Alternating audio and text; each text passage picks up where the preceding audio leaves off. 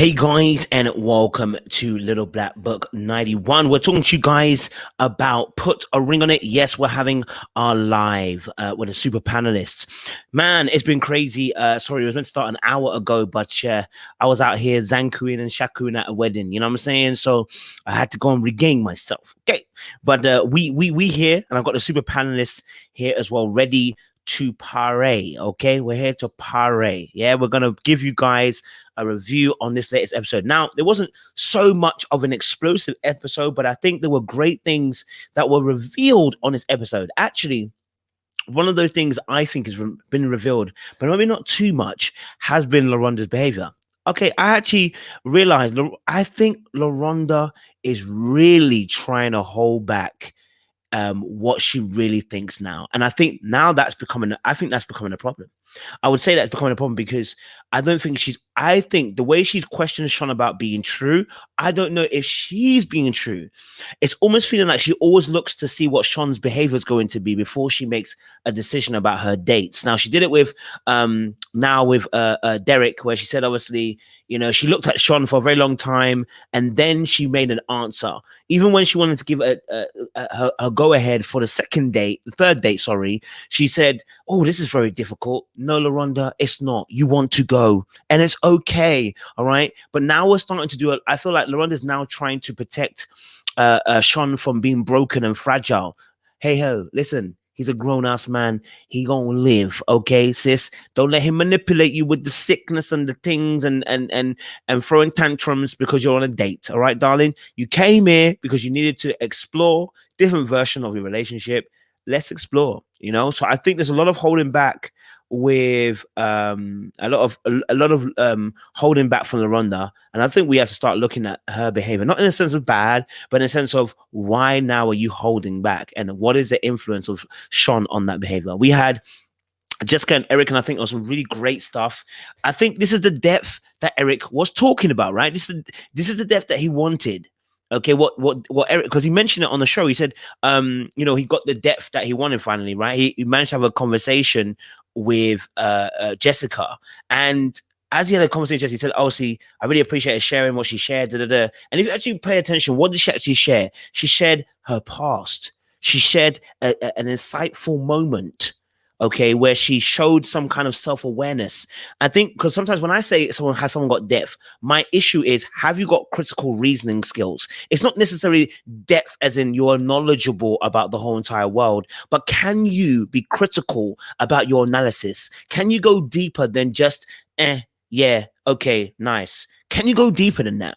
That's the question we have to that I like to ask people. So yes, it's not just a level of depth that you're knowledgeable, but I think it's a critical reasoning. And so yeah, I think, and as Terry B just said that, I think it's crazy. Yeah, it is crazy that they've now got to a point 4 years in now.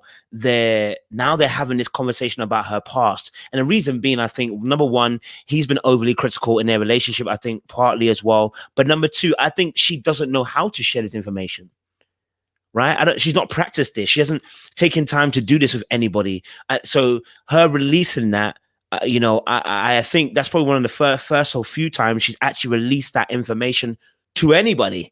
Because remember, her friends are also she said herself, her friends are very, hard and also quite defensive as well. So I doubt she's really shared the depths of what she's really gone through. Maybe she's mentioned parts of it, but I don't know if she's gone through all of it. You know what I mean? In terms of what she experienced. And I think we've got a new understanding now of why she wanted the Mother's Day gift, and or at least conversation around it. I can actually understand that. I now get it, why the Mother's Day gift is so important to her. I'm with it. Let's rock with it. I think he should have done something at least to commodorate her and appreciate her. Do you know what I mean? But that's another conversation. And then we had, obviously, we had the main troublemakers. We had Alexia with Darian. Well, Alexia was with Team Lex once more and discussing some of the issues. I mean, she really did look hurt. She really looked pained by the situation. So, it was painful to see. She poured that wine like she knew this was going to be some tea that she needed to release. You know what I mean? So I feel for her. Like, I'm saying, like, to be put through that on national television by a guy, regardless of whether we think whether she should have known or not, doesn't make a difference. The fact of the matter is somebody has done this to her and has left her feeling emotionally broken. You know what I mean? So we can always rock with that. We can all appreciate that as well. So yeah, I'm hearing that. There was a lot of stuff that was on this episode. I'm sure the guys and girls will go through on a deeper level to discuss these issues. Let's do some house stuff. Guys, if you're in this chat, please like it, please share it, and please subscribe to this channel if you're new to it. Okay, we do lives every Thursday, and we do them every Saturday as well. Put a ring on Saturdays, Married at First Sight on Thursdays. Okay, we appreciate you guys as well. Also, make sure for those of you returnees, you already know what it is, baby. You got the minerals. Yes, baby. You understand? All right, cool. Let's get this thing going. Hold on, let me just make sure this lighting's a little bit. It's a little bit one key right now. A little bit one key. You know what I'm saying? It's a little bit one key. Okay, cool. All right. Cool. Let's get the show popping. Let's get the audience. Get my super panelists on. Let's have that conversation. Do you know what I'm saying? We gotta start having that conversation today on this episode. All right, cool. So let me bring my panelists on, man. Get me. Listen, first and foremost, yes, we're looking royal. She's royal. Yes, don't know. Sorry, I got lost there. Okay, cool. So, let me introduce my people to the stage. First and foremost, yes, I call her Storm. You know what I'm saying? I know she normally keeps it a good mediation. She normally chose the line very, very well.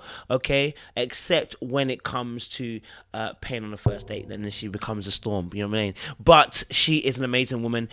Great. I love her energy. I love her poise as well, and her regalness when she comes on. So, guys, give me a warm welcome to Recreated by Bree, baby. Ooh. Hey. What you saying, sis? Hey guys, hey chat. How Loving y'all it, man. doing? You're channeling your inner Tupac. I loved it. Oh yeah, I'm trying to keep it gangster today. I hear that, man. No, I want to see some changes. No worries. Appreciate you. Appreciate it. All right, cool. Thank you, Recreated by Bree. All right, cool. My next person coming up to the stage, all the way from Jamaica to Germany, baby. International boobs. Yeah, she's always international. You know, and she likes to stir the pot. You know, she really likes to add seasoning and then stir. And then watch the madness unfold. You know what I'm saying? So I appreciate her. She knows how to rip the table off without losing any of the glass or the chinaware on it. I appreciate you guys. Listen, welcome to the stage, Drew, baby. Woo, woo. Hi, everyone. I hope we're all doing well. Hey, Bree. Yo, what are you saying, Drew? You good? I'm good. How are you, Kojo? Good, yeah? I'm alive, man. I'm glad. It's good to see you alive too, sis. I know there's some crazy storms around you where you are, innit? Yeah, it's been a mad week. Mad week. We appreciate you for turning out, though. Pleasure. Always. Love, man. All right, cool, Drew. Thank you. All right, next person to the stage. I still haven't got her nickname down. Do you know what I'm saying? But this is our resident also pastor, you know, as well. This is our spiritual advisor. Okay, all right. She will normally give you a reading as well. Okay. Now you know the other pastor on our castmate, but this is the other pastor we have. Okay, all right. Pastoral care she brings. Okay, all right. When she opens up that Bible, you know, it gets tricky for a lot of people that we're talking about. She just starts reading them, just spiritually prophesying, you know what I'm saying? Speaking words of life into the situation. Our counselor as well. Want to welcome to the stage, Brittany, baby. Oh, girl. The hair. That's why I gotta change it up. I switch it up all the time. Let's just have a moment and just... So, wow, baby. Okay, I hear you. I'm with you. It's buff. I love it. We here? Right. Okay, cool. You with it, yeah? Okay, cool.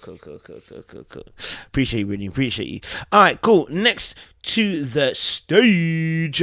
You already know what it is. When it's time to cook up the food, chop up the words. No mincing about here with this particular person. Straight shooter. You already know what it is, baby. This person is Chef J, baby. What you say, everybody. Chef? Hey, beautiful queens. Hey, King. How are y'all today? We're good. We are good. My voice a little bit crackly, but we are good. Blessings. Appreciate you, Chef. I know you know I'm loving it. Like I hear you. I forgot to say hi to the ladies. Hey, y'all. I missed y'all. Hey, love your hair. Oh, thank you. Nice, Y'all look nice. beautiful. Appreciate you, Chef. Appreciate you, Brittany. Coolie yuli. All right, cool. Next to the stage. Listen. You know, I introduced them together now, innit? But one of them is going to be coming a little bit later, so I can't introduce them together. But you already know this queen, okay? The OG's up in here, okay? All right. You know, when she comes on the stage, brings energy. You feel me? Yeah. We call her Sugar Ray because when she hits hard, fam. You know what I'm saying? So welcome to the stage, Ray, baby. What you saying, sis? Hey, what up, ladies? What you saying? Oh, I miss Sean. He's not here with me right now, but he's coming. Oh my God, hey Jay, we're twins. I was about to say I missed the head wrap. Oh, well, your hair's fabulous, Britt. Your hair's fabulous. Fabulous. I had to braid it up a little bit today, so I kept it under. Me too. It's one of the days. Don't worry, man. Y'all look good. Don't worry. Y'all look good. Okay, cool. So tonight we are having a conversation. If you're just joining us, we're having a conversation around around obviously episode 9 of Put a Ring on It. And I've gathered the super panelists out here to give us the good reading of what we saw in the show. Make sure you guys like this channel. It helps with the algorithm and the analytics as well. It makes me feel happy that you guys are liking it as well. So let's get the conversation flowing. I think we'll start off with Darian and Alexia situation, because obviously it was only a little section that we saw. She addressed the rest of the team. There was a little bit of a conversation as well. So I want to kind of get your guys' thoughts around this particular aspect of the show. So let me go straight to Brittany to open us up. You know what I'm saying? We need a good reading. What was your thoughts around her having the girls round and kind of just expressing her thoughts and her emotions to the girls? I thought it was a good thing. I think she needed some people who were around to really see everything as it unfolded, to listen to her, to hear her vent. And it was good to hear that she saw where things were going wrong, where things were kind of proved to her that the things she thought were actually happening, even though they were getting swept under the rug. But, you know, because things are brought to the forefront, you are forced to deal with it. And that is what she did. And unfortunately, you know, things came to a head. Everything has a season and an ending. But, you know, there's better roads ahead, and hopefully she can see that. And, you know, I just wish her all the best. And it was nice to see a more vulnerable side of her, just a little bit, even if it wasn't so much, but it was nice to see that from her. And, you know, just for her to have a reevaluation of herself. Love that. Thank you very much. Appreciate it. Thank you, Brittany, for opening us up. Drew, what was your thoughts and what would you see from that particular aspect of the show where, you know, Alexia's pouring some wine for the girls and you can see she is clearly, you know, heartbroken. You can see the tears beginning to dwell in her eyes and the sadness filling the tear ducts. So what was your kind of thoughts around Alexia in those moments? I agree. I felt her, what I want to say, her sadness. I could see that she was very pressed about the situation. Obviously, after being together for so long, it's not something that she's going to wake up and just be like, oh, I'm totally over this, I'm moving on.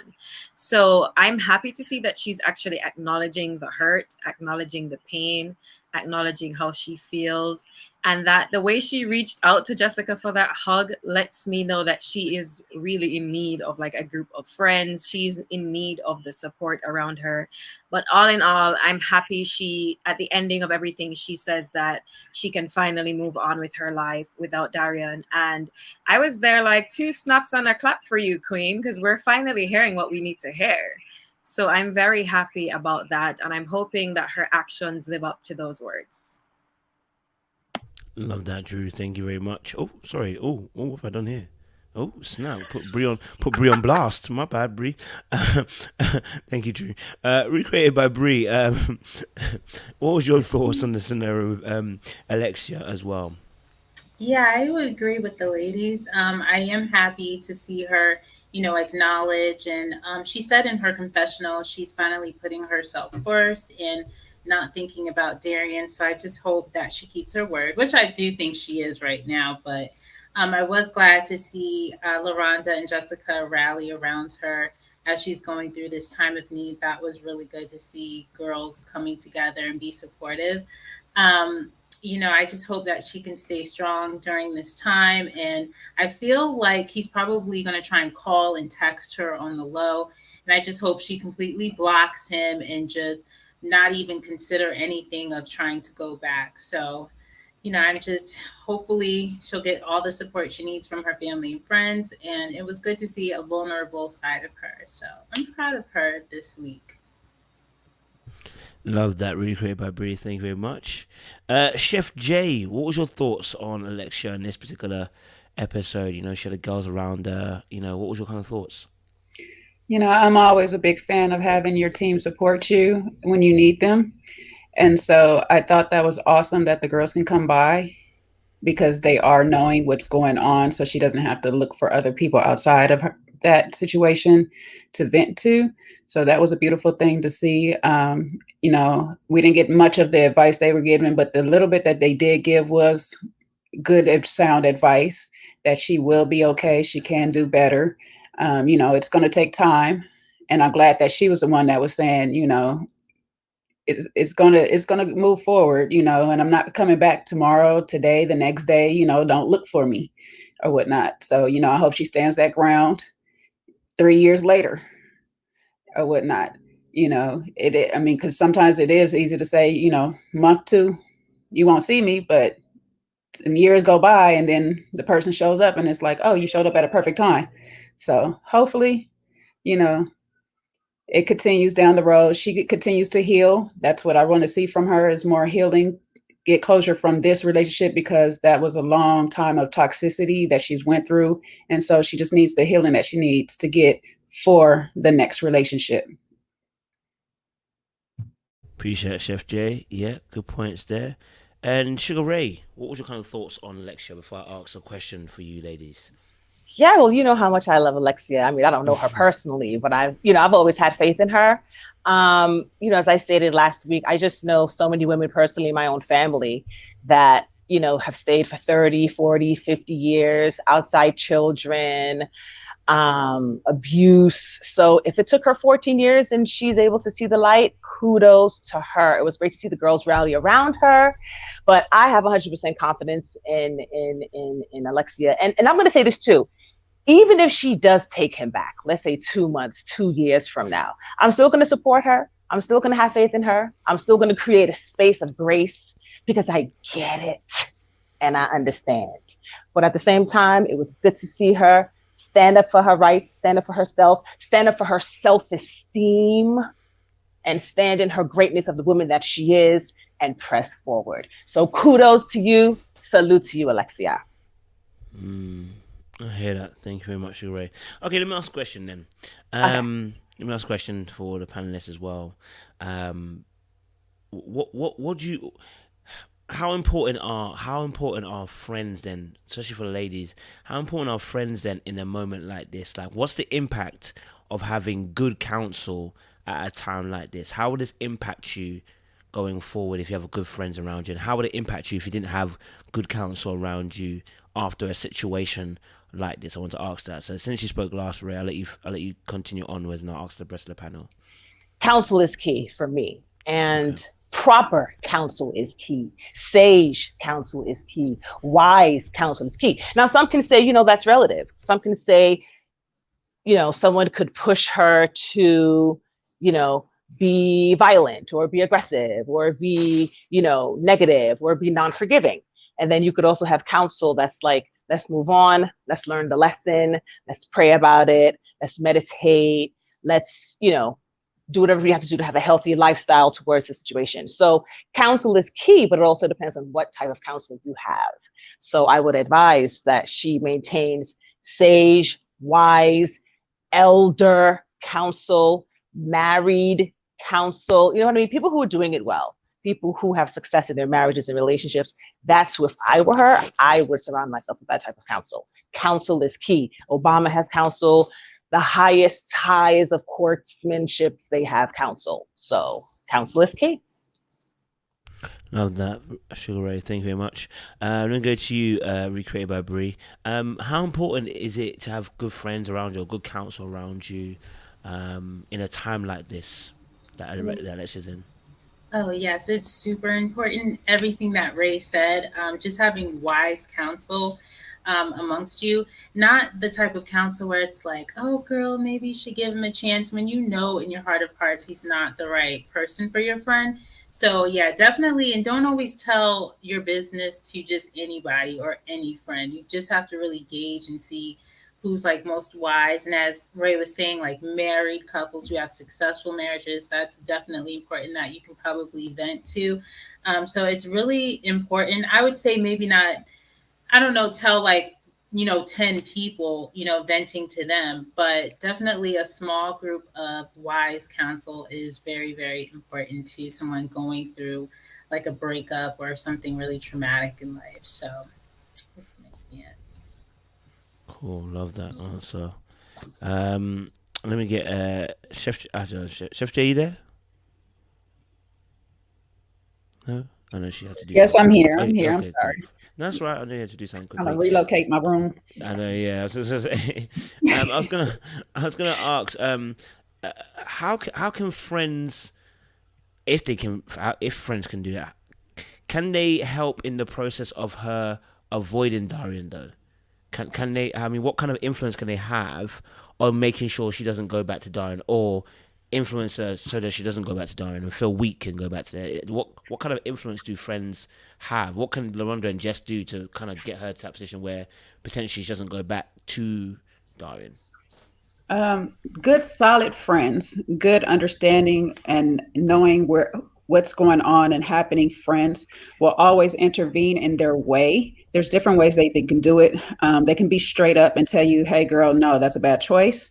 You also have the ones that'll sit here and kind of remind you of what you've gone through. And you have friends like mine that just keep you accountable, to make sure that, hey, we done been down this path before already. Let's not go down it again. We want to do better or whatnot.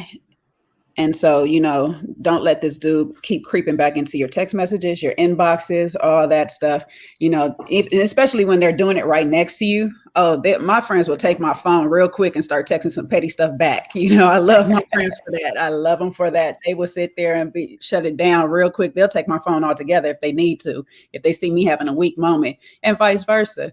So, a good, solid friendship will always keep you grounded and have sound advice for you to stay on course to your own personal healing and growth.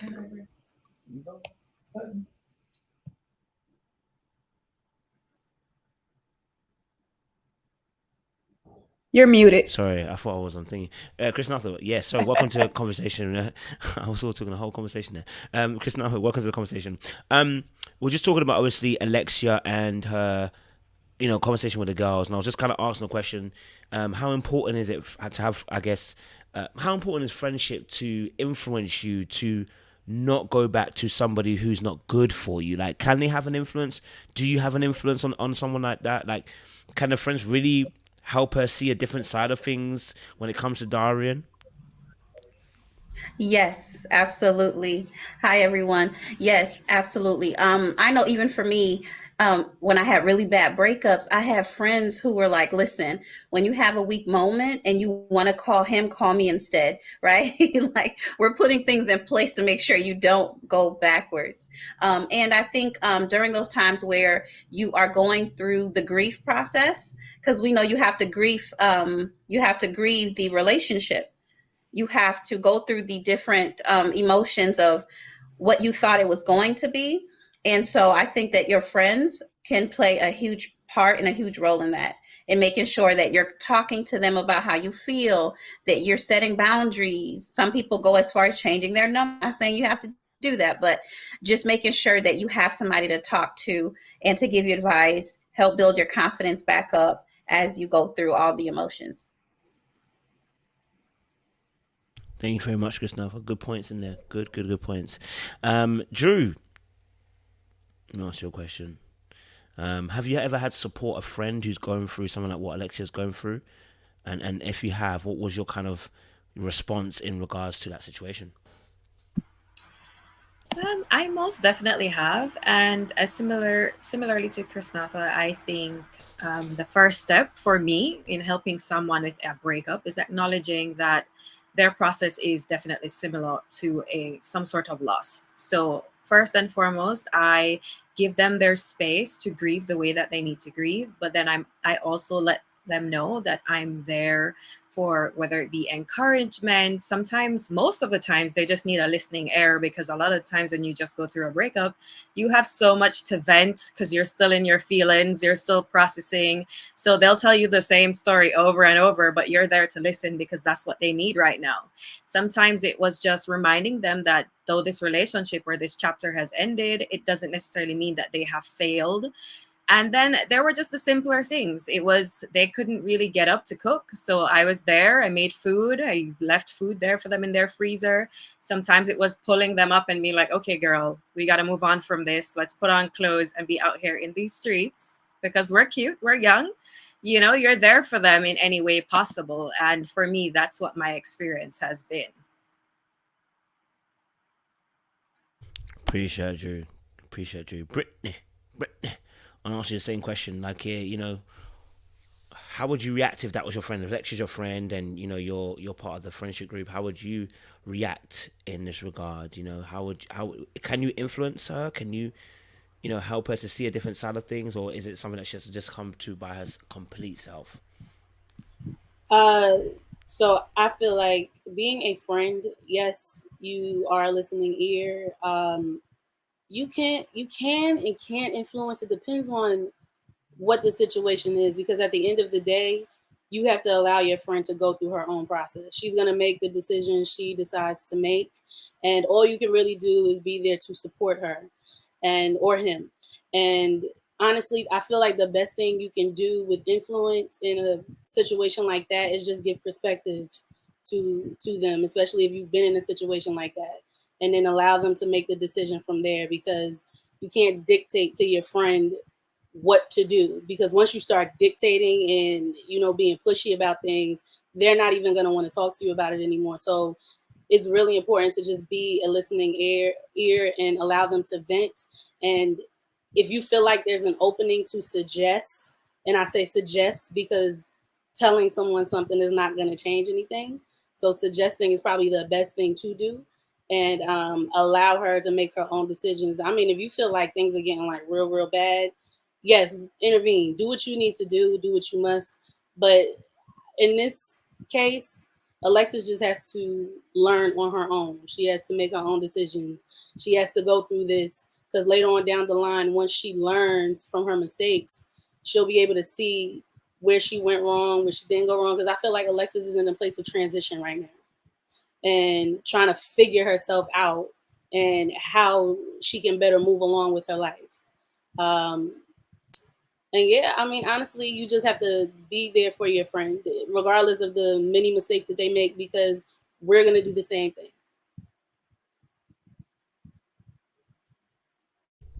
Solid points again, Brittany. Thank you for sharing that personal stuff as well. Okay, cool. I think we've spoken a little bit about Darian and Alexia, because there wasn't much that happened on this particular episode, to be honest. It was more of a kind of closing wrapping stuff of Alexia talking to the girls. Then we obviously move on. I'm gonna leave Eric and Jess to last, because there's a lot that's going on in that particular situation. There's a lot that's going on.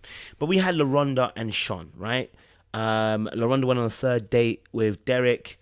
Sean decided he's not going to date anyone going forward. He's got the best lady in the world, he says, which we appreciate.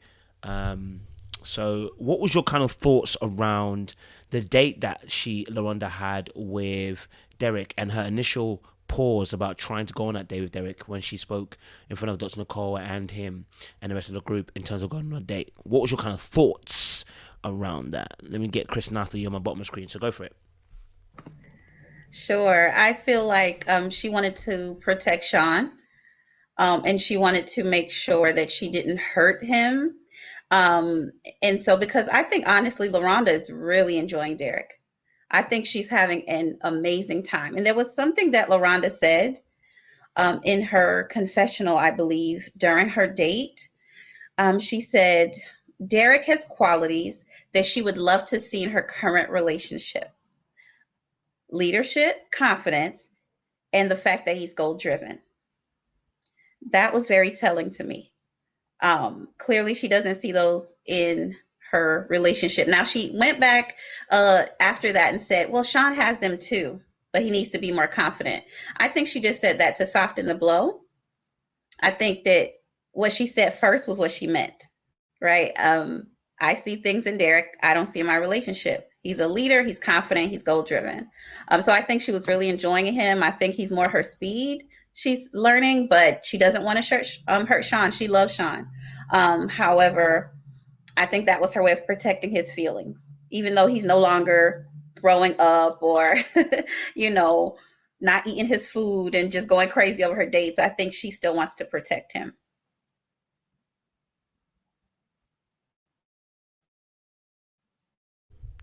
Sorry about that. I had my headphones thing connect. Yes.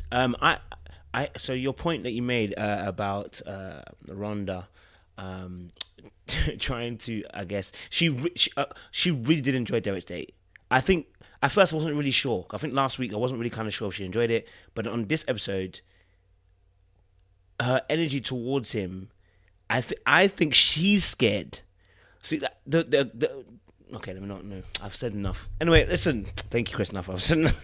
I've said enough. Let me keep quiet. This is why we have you guys here today. Let me go up above you. Chef, talk to me, man. Rhonda. Thank you, Chris. Enough. That's actually the points you made there. Yeah. Yeah. LaRhonda, what was your kind of thoughts? Because she didn't want to. She wanted to first. She wanted to go on the third date, but it took a little bit of time, and then she went on a date with Derek, and there was some interesting things that were said there. But then didn't want to go on a fourth date. So, I want to get your view. What was your view on the LaRhonda situation with Derek in that situation? Well, I told you guys last week that there was a little interest there or whatnot. I think she is holding back some of it just for the sake of Sean's feelings, but also she chose to go on this third date with him was kind of a little bit of a manipulation tactic or whatnot. I'll use that word right now, but just to see if Sean is really going through the process and understanding himself through the process. Because like she says towards the end, how he was on date one compared to the last date was a major change of when she was able to leave and come back or whatnot. So when I looked at her saying, yeah, I'll take another date or whatnot, it was more so to see if Sean had matured in the situation and grown enough to be able to trust her out without, breaking down and not eating all his food and things and stuff. So that's how I looked at that situation. I did see that she did enjoy herself some more, possibly a little too much. I don't know.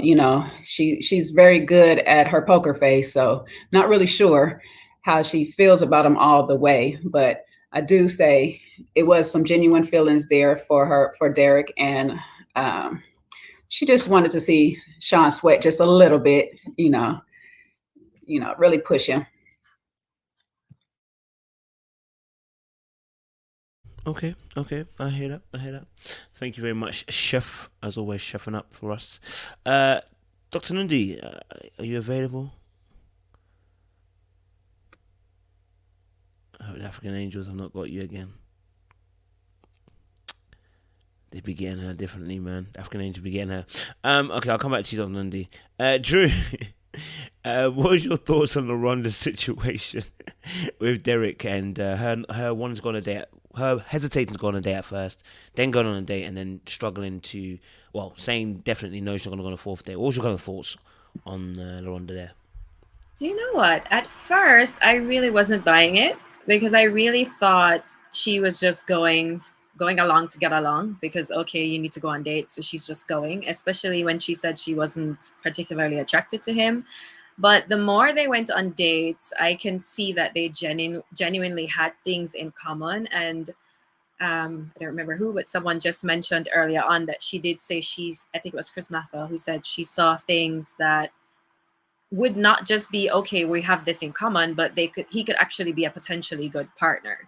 So I think if not for Sean, they actually would make a great couple. But I think just because she's protecting what she already has, her current relationship, and we don't want to see Sean keel over on the stage, because I think he would straight up die if she said she was going to go on another date. So I think in order to protect him and protect his peace, she just decided to let it go. But I do think they genuinely liked each other. I hear that. I wonder if that's not part of the process, though, if you're not going to go on these dates. That's the whole point of this show, right? You're supposed to go on these dates. Weren't you accusing Sean of not being able to handle himself and going on dates? Now you scared that you yourself might be going somewhere you shouldn't be going. Interesting. Ray, you're shaking your head, Sugar Ray. What do you want to say? This is exactly what I was thinking. I was like, she's been on his behind all this time about how he's, not trusting the process and not really fully investing and really seeing if he can trust himself. And a lot of it for me is projection. And I feel like Sean is safe for her. Derek isn't, and she's feeling Derek. Derek is moving things around in her body that she's never felt before, and her spirit and her energy. You know what I'm saying? But Sean is safe. She has her hand, on the situation. You know what I mean? So she's not going to risk that sense of, I feel control. Maybe I'm wrong, but Sean, in the beginning, I thought Sean cried too much, but I'm starting to like Sean. He's starting to grow on me, and I'm starting to understand more and more why he is who he is. But as if I know him, I really don't, just based on what I'm seeing on the television. But yeah, I totally 100% agree with you, Kojo. Like, come on. What's good for the goose is good for the gander. And she should have gone on that. What would have been the fourth date, a fifth date? Which date would have been? She should have gone, tested herself, seen if she could have worked it through the same way she wanted Sean to do so. So I agree with you. By the way, can I say this, Kojo? If I were to direct a movie and I had to cast, I would cast LaRhonda. That is one beautiful, natural, Black, all-American girl. I just have to say that. She's gorgeous. I mean, she's beautiful. I hear that. She is, man. She's a succulent babe. We appreciate that. Thank you, Sugar Ray. Appreciate you. Let me get Dr. Nundi back in, because I think she's back from us. I appreciate it. Thank you very much, Sugar Ray. Dr. Nundi, we're just talking about the situation with LaRhonda, wanting to go on a date, but then kind of holding back, and then going on a date, and then obviously not being there, then choosing not to go further on a date with Derek. What was your kind of thoughts on that? My thoughts on that, well, just starting with Derek, he is a nice catch. He knows how to, initiate conversations very, very well. He knows how to lead. I think he would be a really great match with her. But of course, LaRhonda, she is invested in Sean, and she likes Sean for who he is. Even with, the issues that Sean currently has, I think she's really in love with Sean. So I can kind of see, the torn between the two. But it would be nice to see her go on another date with Derek to just see if they would have like deeper conversations and maybe reach another level that we have not been able to see on the TV screen. So, their date was pretty cool. I just would like to see another date to really see how it would go. But I think she kind of just, she's made up her mind at this particular point. She's more so waiting on the ring from Sean and for him to go ahead and secure the bag at this particular point.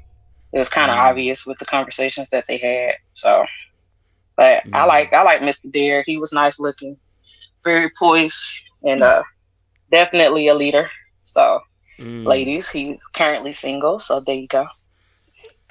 not Dr. Nundi offering my super panelists into the market, please. She's just offering them on a blitz. Appreciate Dr. Nundi as well. So obviously with LaRhonda situation with Sean, we know that Sean didn't go on any dates as well, but we've seen LaRhonda struggling a little bit with Derek, and I think I'm looking at him like, LaRhonda, do you like this guy more than you want to say you're liking him? Is that the reason why you're struggling to really say the complete honesty that right now, I am feeling him, and, I want to explore that a little bit. Is that, listen, sis, this is what you came on the show for. I mean, this is why you were saying, Sean, you don't know if you can trust him because he doesn't trust himself. Sis, I mean, you are getting I think she's missing these key components from Sean. I think Brittany, you're kind of gonna say it. I don't know if you want to expand a little bit more on that. I think she's missing those Lego pieces from that relationship, and this is what part of the show is to do, is expose that. But I wonder if she's scared though, and I'm not talking about just this as process, but in future to ever shift from this relationship if she finds better someone like a Derek, or someone else who's got that kind of immediate energy where they are assertive, they get things done, they're confident with themselves. Is LaRhonda cheating herself a little bit? I just want to ask that question. Is she cheating herself by potentially staying with Sean? This is no beef to Sean. This is simply talking about what we're seeing on the screen. So, Brittany, I want to let you go first. Is LaRhonda cheating herself by not exploring these kind of things? Here's the thing. The problem is we don't know too much about LaRhonda, right? We don't have too much insight about her, but I'm always on the fence with her. I look at it on one end with her wanting to still be with Sean because, yes, she does have a lot invested in him. And I can understand and see that because only she knows him better than the rest of us. And she knows his potential, right? So if she wants to stay with him and help him work on himself, she can do that. But on the other hand, I feel like she could be missing out. But again, I don't know where her mind is at because I feel like, as we all know, LaRhonda is very smart. I feel like she went on the date with Derek to figure out what those key components are that she is missing from her relationship.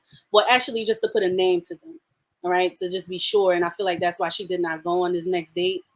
And the other part of the reason why is because she's a little fearful of the kind of man that Derek is. I mean, you can't help but be attracted to a man who has everything together, or at least has a persona of it looking like they have everything together, right? And I feel like she should have went on a fourth date just to see where things could go, because I feel like there's more to explore there, whether there was more to find out about herself and Sean's relationship, or even just to find out more about herself.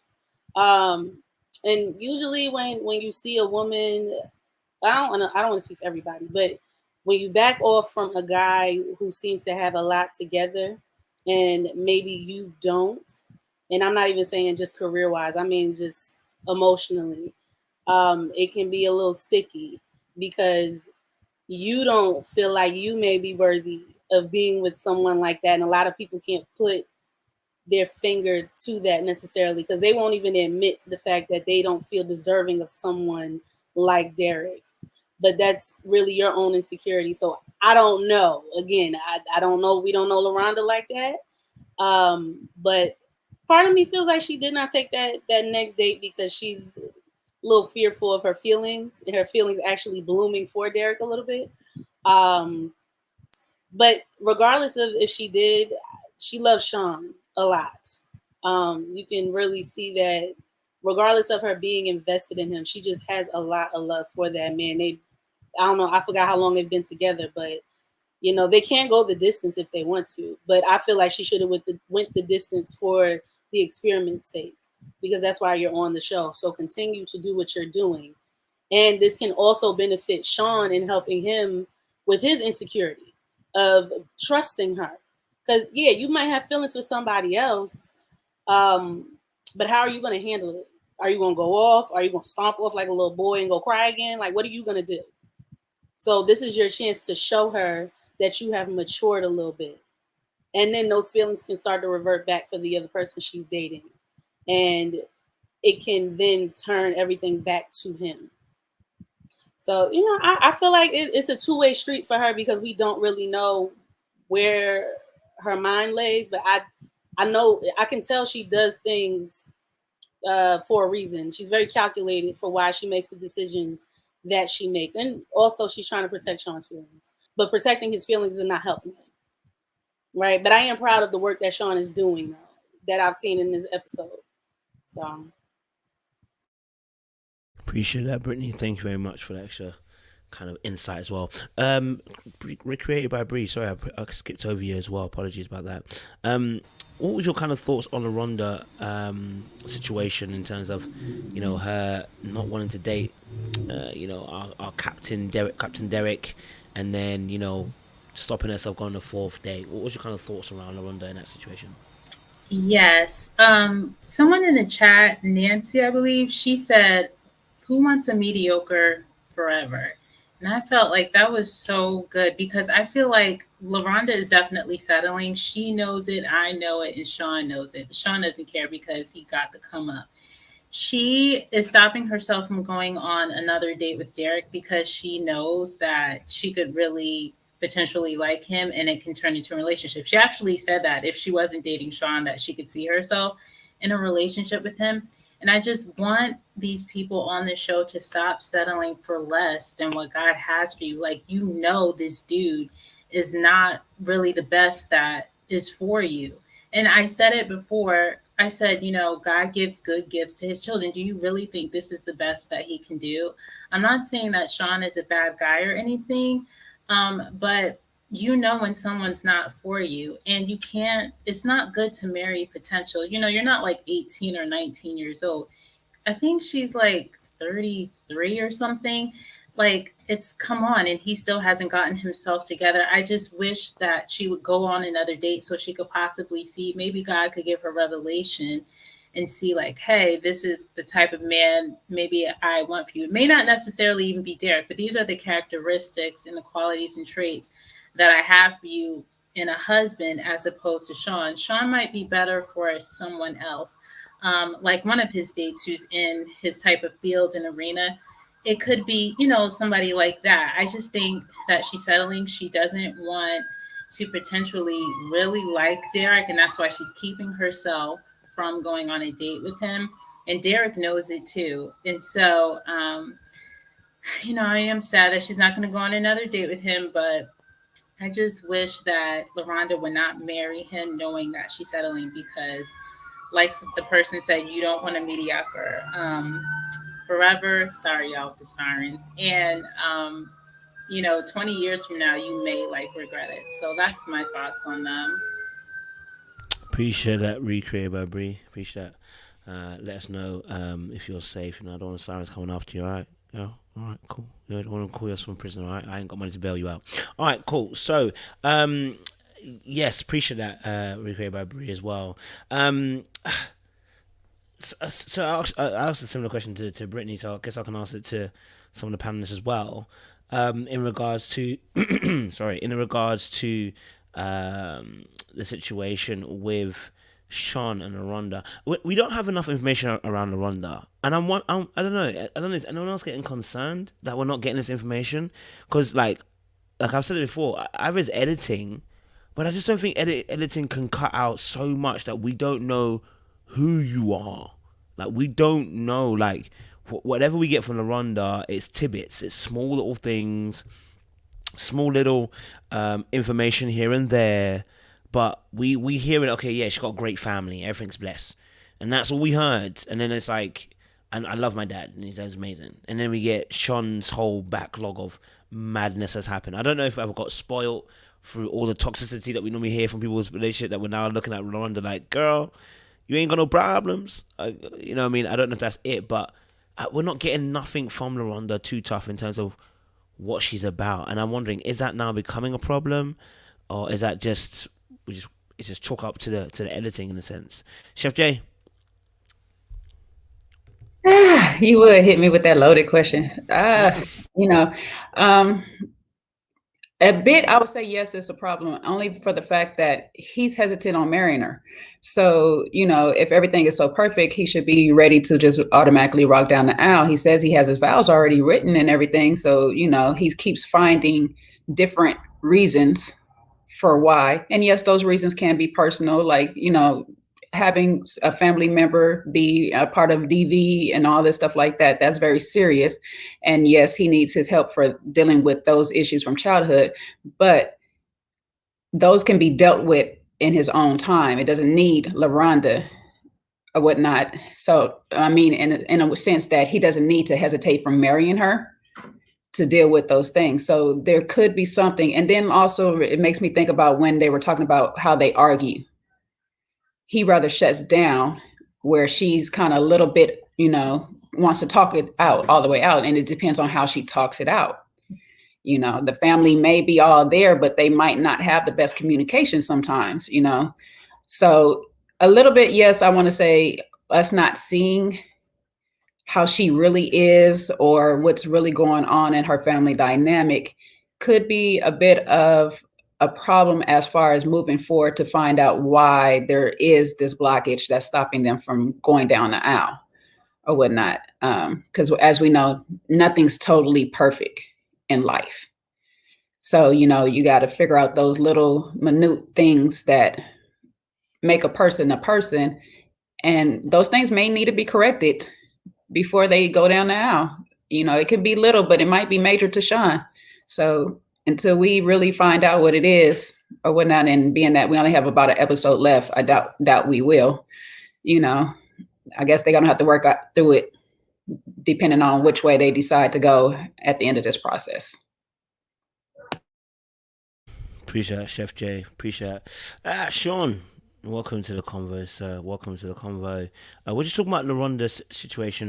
You can kind of double back if you want. We spoke about LaRhonda and her date and how she didn't seemingly, I guess obviously at first she was trying to be very considerate of Sean, and then went on a date, and then came back and said she didn't want to go on a date.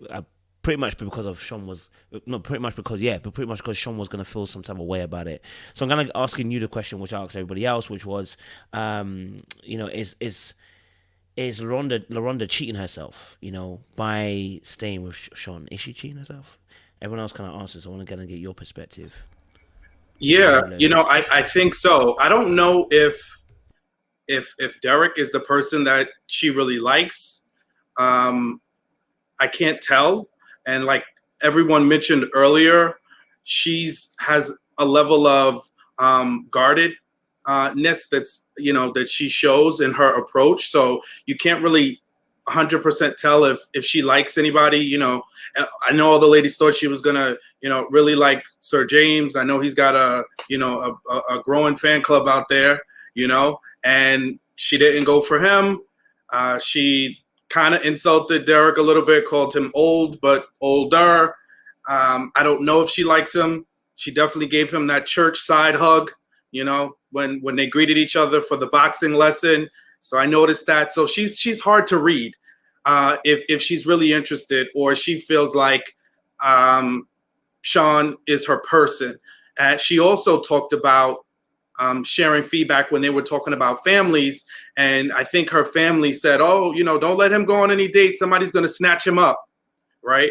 So I think that, I don't know if it's her family or other people telling her that he's a catch, and maybe they're getting to see other aspects of his personality that just maybe doesn't register for some of us.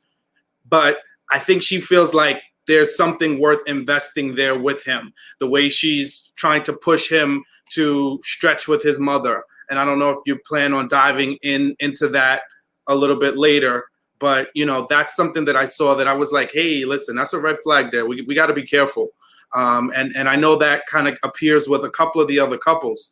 It's, when you're dealing with people's families and you're pushing them to, have relationships with them, you really need to be careful with that. Now, if there is past trauma, do they need to heal from that? 100%, right? 100%, you need to heal from that. But people do, in most instances, what they need to in order to protect themselves, right? So him putting Sean is who I mean, like if he's put a guard in front from his dad, then that's probably for a likely reason.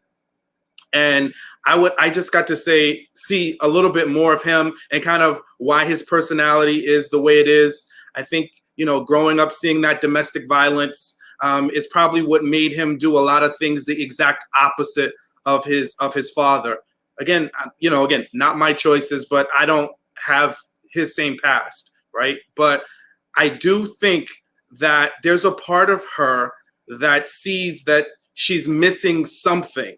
And I think that's the danger in relationships, is when we start to see those like warning signs, right? When you're driving and you see that sign, like that caution sign on the road is telling you swervy road ahead, right? So that means you want to slow down. A yellow light means to slow down, not speed up. I don't think LaRhonda is reading the road signs. Again, this is just what I'm seeing based on what's transpiring up to this point. She says he's lacking confidence. There's some missing ingredients to the relationship. What are the road signs telling you? What are the road signs telling you, LaRhonda? Are they telling you to stop? Are they telling you to slow down? Are they telling you to veer off the road and make a U-turn? I don't know that she's paying attention to them all that clearly.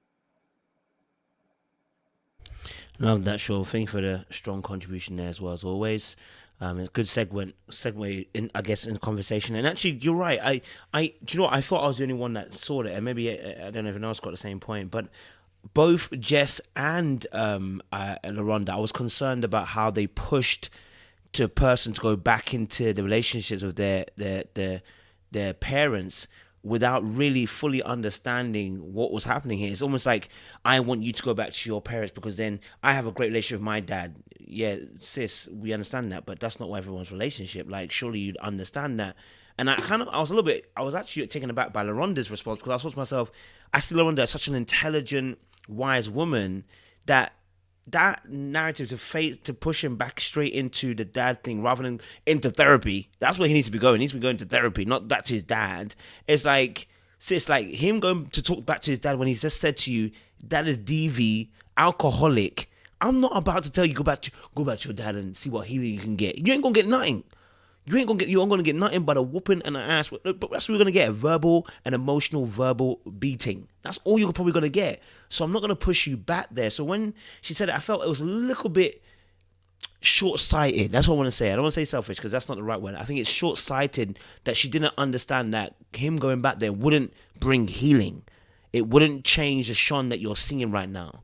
Right, he needs therapy. That's where he needs to go. So I don't know. I mean, it's a good segue to get you, the rest of the rest of the panel into. You guys are now part of the show now, isn't it? Into the conversation. Then I'll circle back to you, Brittany, after. But so Chris Arthur, let me ask you a question. So when you heard the conversation between LaRhonda and Sean about the father situation, what was your kind of thoughts in regards to that conversation?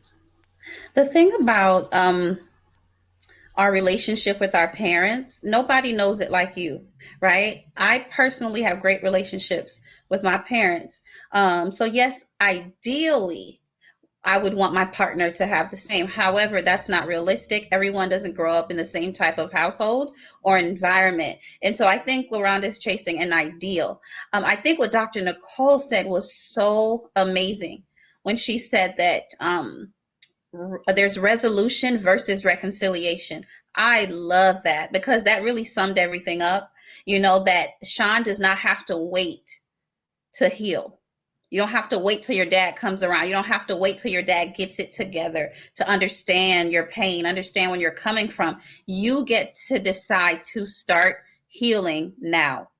And so it puts the power back in Sean's hands. And so like LaRhonda, I think she meant well. Same thing, with Jess, but we're not there yet. I think she meant well. However, you want to be careful in pushing somebody in a specific space, because not all people's parents are good people, right? It could be a real toxic situation. And so I think making that peace with yourself is a good place to start, and opening yourself up, unpacking that trauma in therapy. Like you said, that's where to start.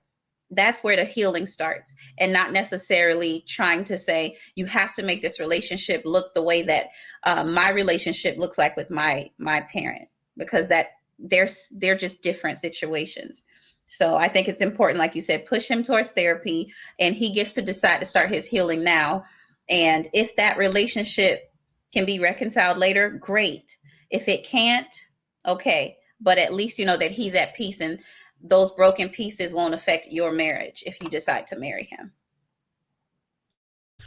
Love that, Chris. No, thank you very much. Good points there. Good points there.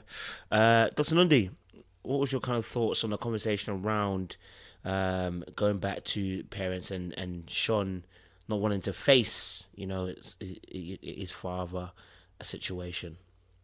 What was your kind of thoughts on that conversation? So my thoughts concerning that, I agree with everything Chris and everybody else has already said concerning the situation. But I would also like to add that I understand what LaRhonda was trying to do, but that was a real trigger for Sean. And it's important that, when you have a certain level of brokenness and you know that you need healing or you're going through a healing journey, you can't have those triggers that will, set you off and different things of that nature. So her suggestion probably would have triggered him and had him to go back in another way that he didn't need to go to. So you're right. Like, he needs to go on towards the therapy, getting the healing that he needs, versus trying to go back and have a conversation with his father, because he knows his father. And if his father is not in that position to have those adult conversations and mature conversations, then you're just, you're beating a dead horse at that particular point. So it's very important that, when people face those situations with their parents, sometimes you might have to cut it off. Sometimes you may have to separate yourself. You're not able to be in the same area as your parent because it is a trigger. And if you experience abuse, if you experience trauma, you don't need to be around it, then it's okay. And it would be nice if LaRhonda would kind of understand that situation with his father is a true trigger. But because of her relationship with her dad, she wants him to have that same relationship. And as everyone already said, that's not his situation or case. And this is just in general for people who may be in their single season. That's why it's important, before you get with a person, before you date, that if you have situations like that with family or family dysfunction in any way, that you go on your healing journey and heal prior to getting in a relationship, so something like that doesn't get in the way of you trying to connect with the person you're in a relationship with, if you can do that. But if you're already in a relationship, then head to therapy and healing and deliverance, because it's necessary.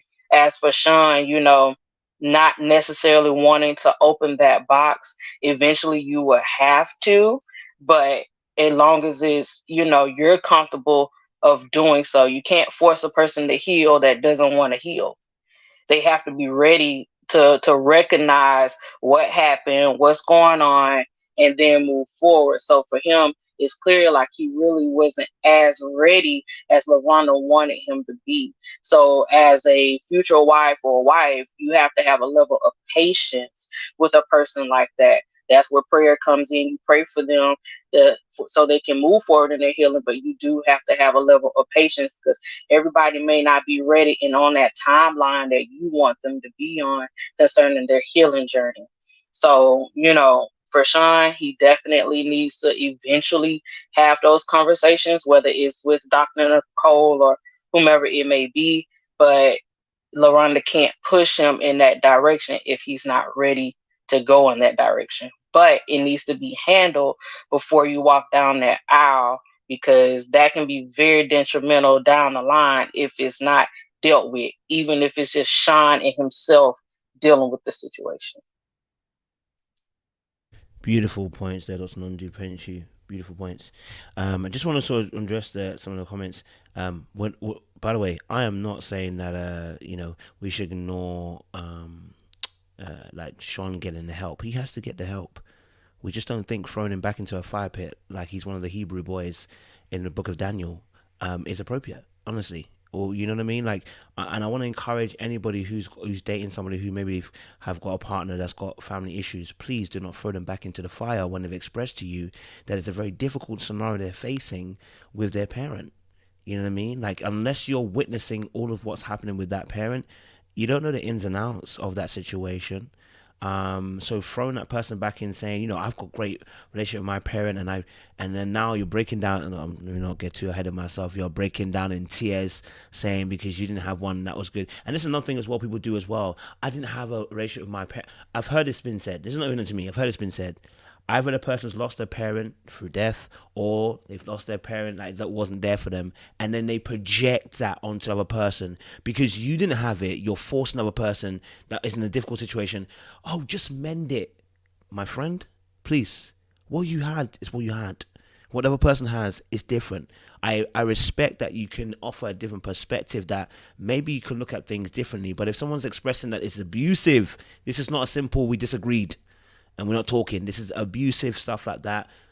You don't want to be throwing your partner into that. So you're thrown into the wolves. You know what I'm saying? That's, you know what I mean? So yes, he should get therapy. That's what we want to be suggesting. Okay, Ray, talk to me. What's your thoughts? What's your thoughts around that situation? Yeah, I was quite astonished when I was watching the show. Actually, I was like, I think they mean well. I think what they're saying is to heal your heart, heal the pain. But when LaRhonda, especially, as you just used the word projects, as I said earlier, projection, it's a source of projection, right? And I think LaRhonda loves from a motherly place. Like, she brought him some water and she kissed him and she checked in. Like, I really find her sweet and loving. But there was a little bit of, like, I felt self-righteousness. And yes, she meant well, but to push him to speak to his father, I mean, it's just astonishing to me. I come from a family where I'm absolutely not close to my family. I was raised in a cult.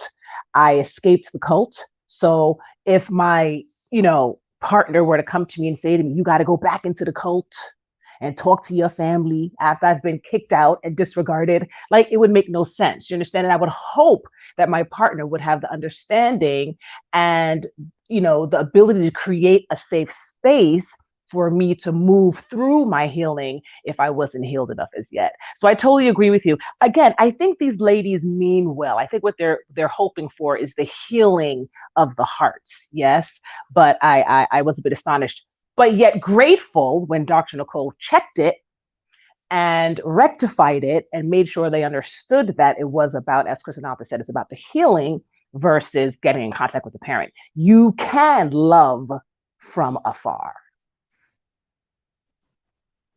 I hear that. Yep.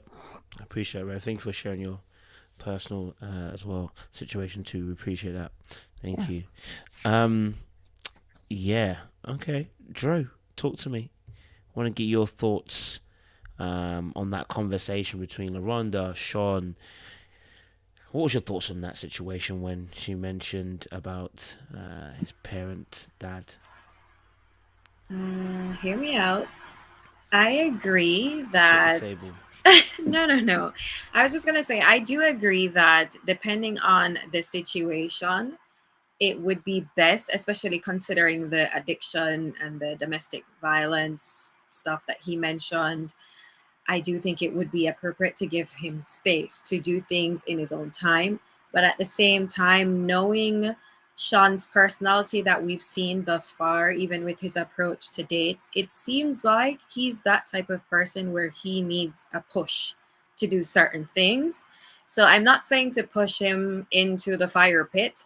I'm saying a little nudge here and there. Maybe he could take the same approach as Eric, maybe write a letter, if not, oh, let me go see my father in person. But the only reason why I think it's necessary for him to deal with it head on is because Sean, more than any one of the couples that we've spoken to, really, it seems like this is directly affecting his relationship. in small or different ways, because he's so adamant that he doesn't want to be like his father. He wants to be a provider. He wants to be stable. And all of these things are stemming from him not wanting to be like his father. So even though he said, oh, you know, it's fine, it doesn't matter whether it works out or not, obviously it does, because this is directly affecting his relationship. It's directly affecting him. He can barely speak about his dad without completely collapsing emotionally. And so that's the only reason why I feel like a little nudge is okay, because there are some things that he needs to deal with in order to start the healing process, or else he's going to bring that into his relationship. Totally hear that, Drew. Good points. I totally hear that. Would you rock with you? Recreated by Bree. What was your thoughts? Jump in for us. I agree with everyone. A pastor said, just because you forgive someone, it doesn't always mean the restoration of the relationship. And although I strongly believe in God's word about honoring your mother and your father, totally agree. If he gets old or something, he may need somebody to take care of him. Sean might. But it doesn't, I guess at this time, it shouldn't be a restoration of the relationship. He does need healing and therapy. I do agree with Drew as well. I'm starting to see like a little red flag with this situation, because if he's like this with his father, which I know it's apparent, it's a totally different situation. What's going to happen when you and LaRhonda get married and something really big in your marriage occurs and blows up? Are you going to be cold towards her? Are you not going to forgive her as well? Or are you going to pull away and completely not deal with her? Will you do the same when you have future children, when they do something you don't like, or anything? It kind of makes me think of how he handles things that are really, really big. So for me, he definitely needs therapy. He needs healing and all of that. But it's also a flag to me that LaRhonda should really watch out, is how he handles really big negative situations and how he's distant and cold. Because as a husband, you're going to constantly have to forgive your wife all the time. Like, you got to die to your flesh every single day. So I don't know. I see it in both ways. She definitely should just let him do that in his own time and not be pushy. But also, too, I think she needs to watch out for that, because that could be a real red flag and negative, just in my opinion. No, I hear that. Okay, I'll rock with that. Created by B. I'll rock with that. Chef J? Thank you. Recreated by B. Yeah, I agree with pretty much everybody up here right now on this matter. I like what you said, Bree, just now about,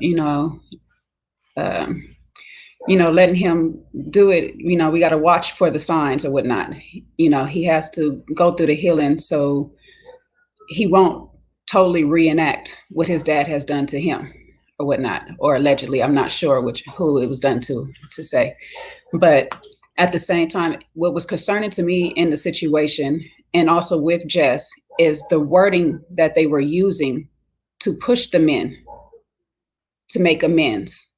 LaRhonda's very good and calculated at her word. And as we can see, where she takes her pauses to make sure she's saying what she needs to say delicately around Sean. Jess is a little bit more passionate, so I understand her just kind of like saying it all out the way she did. But LaRhonda was sitting there comparing her relationship with her father to his relationship with his father. It's not the same. And you can't use that to sit there and say, well, I have a good relationship with my dad and we're good, and so you need to have one with your dad.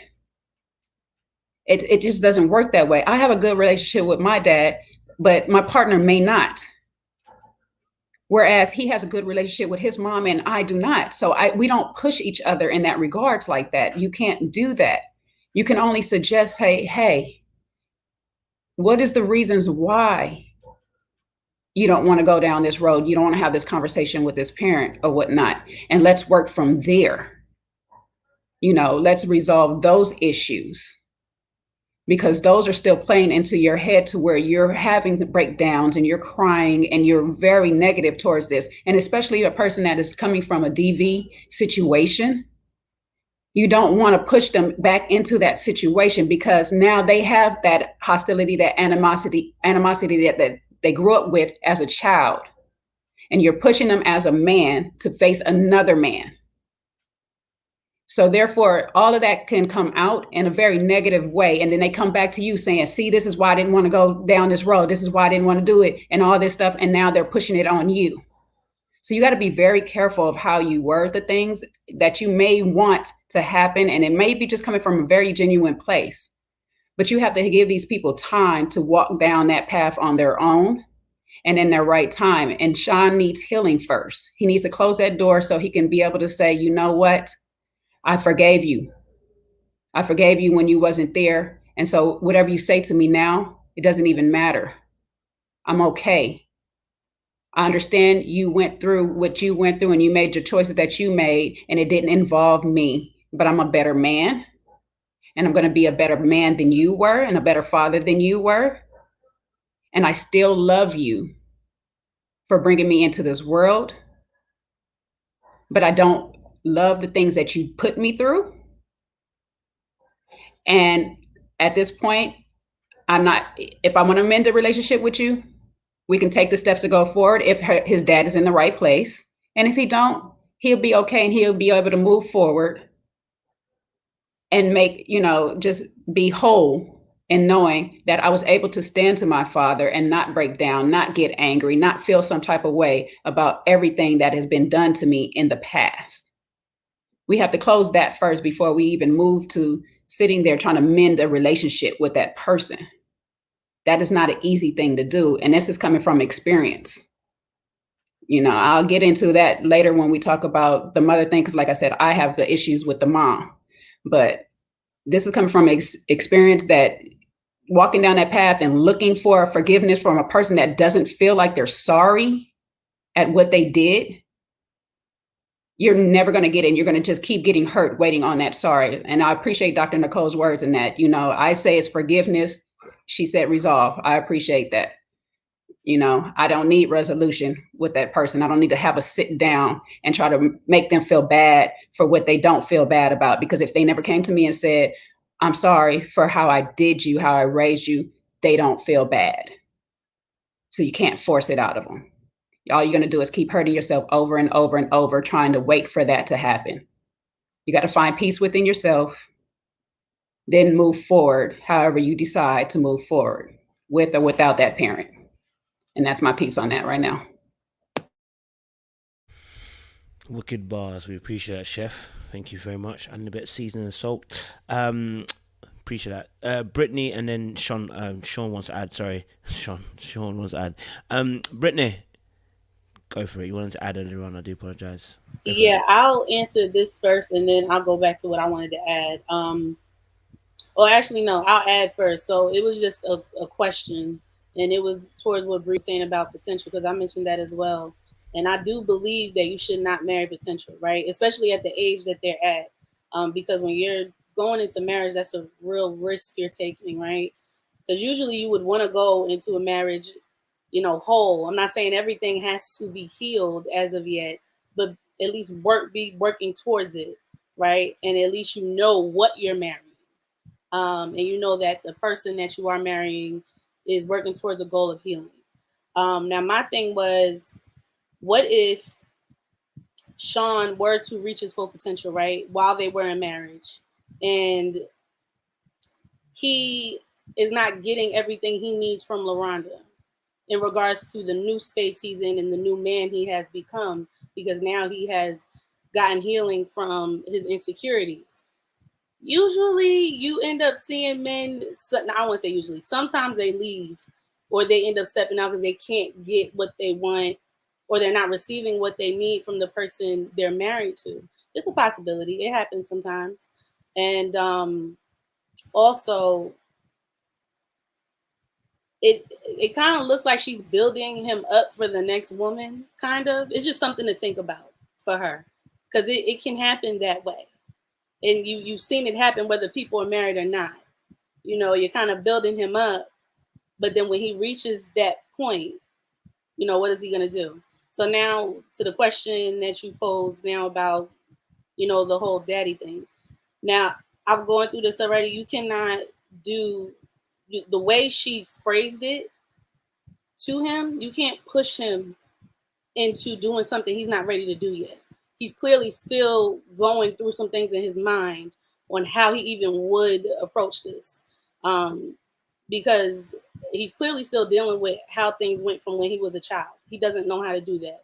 So I agree with everybody and what they're saying about therapy, which is something he needs. He needs somebody to help guide him down that path and give him tools and strategies on how to deal with those insecurities and issues and feelings he harbors towards his father step by step. Because this is a step-by-step task. Like, this is not going to be something that is done within 2 weeks.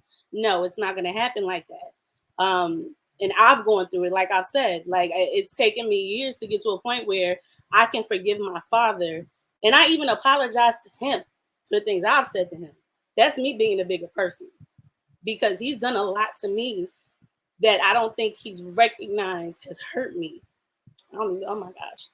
But I love my father so much that I just keep him in my prayers, because I have an understanding as to why he cannot give me what I need from him. And these are happy tears, y'all, because I've gotten to a place where I'm okay with it.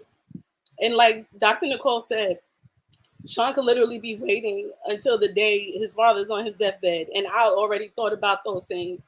I'm not waiting until my dad is on his deathbed for me to receive healing, because then I'll never have room to receive the gifts and the blessings that are going to come towards me. I'll never be able to receive, love from a man that I feel like I want from my father. I'm not seeking that from a man, but I'm good with where I am with my father right now, because I've gotten the backstory about him and why he is the way he is. And I feel like if for those people who are dealing with that, what you should do, or I would suggest you should do, is ask family, friends, and people who have an understanding of how your parents grew up to understand why they are the person that they are now. I'm telling you, it will give you so much understanding, and it will be so much easier for you to just let go. Because you're not going to get something from somebody they do not have the capacity to actually give. And that's where people go wrong about parents and sisters or brothers. Like, if someone has not been taught to give something that you need, they cannot give it to you. They don't have the capacity to give it that way. So you have to give them grace and understand that they have to go through their own process. I know my dad has not gone through that yet, and I don't even think he wants to, because he's in such an older age now.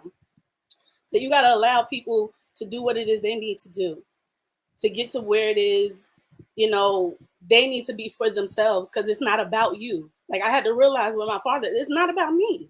It is not about me. And that's the selfish part that you have to let go of. And if you really want to have a good life, I'm telling you, find a way to not reconcile, because you're probably not going to get what it is you want from them. I've tried it with my father already. Stone cold, no emotion, nothing. He doesn't understand it. He won't get it. I can't make him get it. I cannot do that. All I can do is be there for him as his daughter. Like, and honestly, I was listening to somebody say this the other day. The only way a father can heal is if their sons are healed. A daughter cannot do that for the father. It's a different dynamic. And that's something I can't speak on, but just listening to it come from another man, he has to find some way to get through this without people pushing him. Sean has to come to that realization on his own, and I think he will, but comparing and contrasting is not going to do it. If anything, it's going to cause him to shut down, and I think that's what I saw Sean do. He just shut down, because it's like, okay, she doesn't get it. And if you feel like that is such a huge red flag for you, then he might not be the person you need to be with. And that's just the honest truth. It's unfortunate. You love him. Cool. You can love him from a distance too, because then you're holding your life up for somebody that's never going to get to a place you want them to be.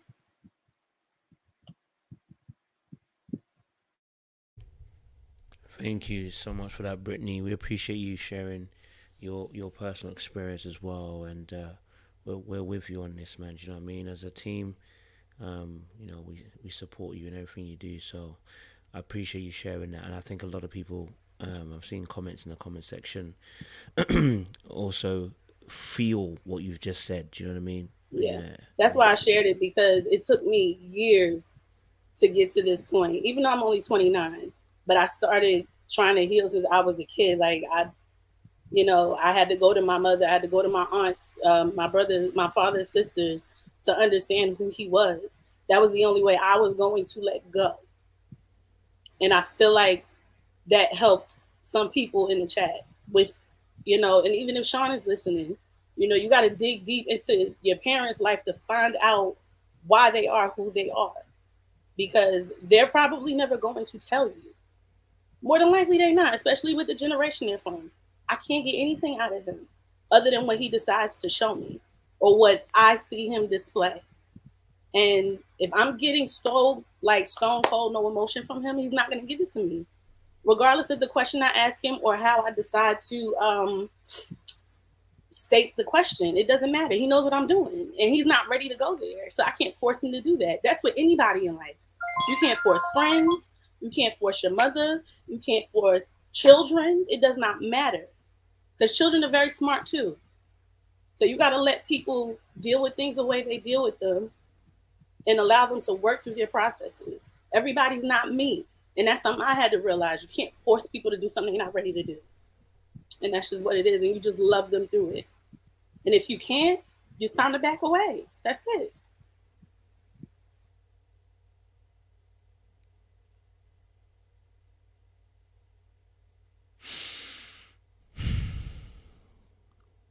Again, thank you, Brittany. It's a deep convo, It's a deep, deep convo.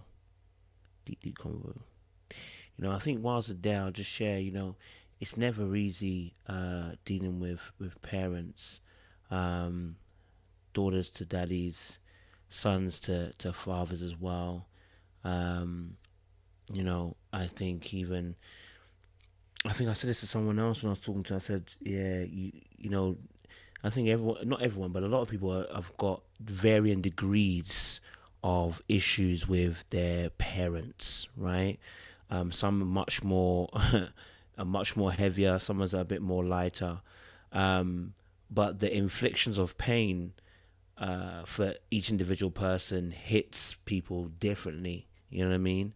And as you're sharing that, it's making me think. You say, yeah, you know what, cause. Yeah, I love my dad too. He's a good dad, but he's normal. He wasn't very emotionally driven at all. That made us very stonewalled. You know what I mean? And you're having to reverse all of that, and you see it show up in relationships. You see it show up in how you form relationships with people. You'll probably even the panelists will probably you'll see it even with me. Like I can be standoffish. It's like, yeah, I'll chill, and I'm because that's what I know. That's how I was born and bred. Do you know what I mean? You have to be independent, standing on 2 feet, know how you're getting from A to B. You know what I'm saying? Like, get your money. Do you know what I'm saying? Like, and you have to come to a realization yourself as to whether this is something you want to change. Like, if you're seeing it and this is a pattern, this is something you want to change. Now, I want to just say this, if you have the luxury of being able to consult your parent and are able to have a viable, honest conversation where you're not about to be abused again, gaslighted again, then please have that conversation, understand that the parent will have their perspective and you'll have yours, and they may not see it from your perspective because they've gone through some stuff. I would advise you, if you've got that kind of parent, please do. Those of you obviously who are much more varying degrees of infliction, where it's like, if you go there, you go and get knives in you again, your healing can't come from that place. It can't come from the reconciliation, because that person's just going to keep on putting the dagger in each single time. And actually what it does, it just drives you further into the ground. And so I think for us, as a generation, as people now, we are having more and more knowledge, about people. And I want to say as well, because someone just put a comment there. Do you know, I hear this word narcissist a lot, yeah? And it starts to drive me nuts because I don't think a lot of people are narcissists. I think we have narcissistic scales that we all have varying degrees again, but I don't think a lot of times when we label people narcissistic, it's like, nah, some people are abusers, but some people really they just have a different perspective to you. They really have a warped perspective because of what they've gone through. So it may look like they are narcissistic, but it's not. They have a warped different perspective because they've gone through some hardships. And so they have a different way of looking at things, and it can almost look like they're unempathetic. But because it's like this new buzzword of narcissistic comes around, and we kind of throw it around a lot, and it's like, yo, you have to diagnose someone that, that's like a diagnosis. There's observations you have to do with that person first. That whole narcissistic, like I tell people, be careful how you label that word. It's a heavy word. But anyway, listen. Sorry, I've tongue spoken a little bit there. Thank you again, Brittany, for that as well, because I think that's really hit some people, and hopefully, as well. I want last thing, like forgiveness again. Here does not. I think Dr. Nicole said this does not require reconciliation necessarily. You know what I'm saying? If you can reconcile, fantastic, beautiful. Not everyone can. You know what I mean? But get your healing in, and I think Sean does. I don't know, Sean. I don't want to say Sean hasn't forgiven his father. I think we would be speaking in advancement, not knowing what his position is. He might have forgiven, but he knows it's painful to go and have a conversation with him, and it may just be the reconciliation piece. So, yeah, but that's something he will have to deal with, and he'll have to come into. Sean, you wanted to say something? Sorry, and then anybody else wants to add, they can add. Sure. So again, Britt, love you. Sending love all your way. And that is, such a vulnerable place that you're speaking from, but also powerful. So, really appreciate you sharing that. And that's kind of what I was thinking as he was sharing his story. Addiction is a very, very difficult, windy road. And unless you have dealt with it, or have dealt with it in a parent for her. And this was just a little disappointing when I saw how she talked to him, and he was vulnerable. It wasn't like a secret, right? He said, my dad was an alcoholic, and it seemed like I tried. And the more that I tried, it's the more he looked to drinking as an outlet, right? And then he witnessed his father physically abusing his mother. So just imagine the layers of trauma that exists there. And for you, because you have a great relationship with your father, for you to try to push him to have that when it's really not a reality. And I think everyone else said it so eloquently prior to, but I just think that layer of the fact that there was an addiction present, that is very, very layered, and it's nuanced. And if I had a parent that was addicted to a substance, they might have handled it one way, got treatment and healed, and then we may be able to have a positive relationship. Somebody else's parent may not have done the same. So they may be still in the throes of their addiction. So for you to expect any type of healing to come from that is unrealistic. You're re-traumatizing yourself by going into that situation where someone who's addicted to a substance, that's a chemical thing, right? So you expecting them to love you and treat you like their child, it's not a realistic expectation because their brain is wired to be drawn to a substance. And I just don't think she understood what she was asking him to do. And I don't even think that he has tried. He said he tried, so it's like you're just going to put yourself in harm's way time and time again. And if you have a great relationship with your dad, share that with Sean, right? Why not let your dad be a loving place for Sean, right? He said he had a great relationship with his mom. He said, I talk to my mom all the time. He said, I talk to my siblings. So it's not like he's totally alienated from his entire family. It's just his father who happens to have a lot of problems right now.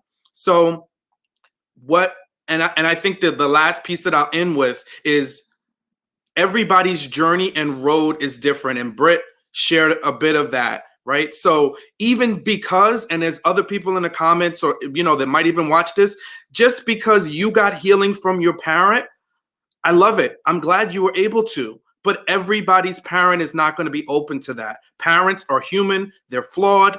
Many of whom feel like they did the best they could based on the circumstances that they had. Right. So that's how I feel. You know, I could think about things with my dad, and he died when I was 16. But I reconciled it by saying he loved me the best way that he knew how. Right. There may have been imperfections, things that I would have preferred to be different, but he did the best he knew how with the tools he had.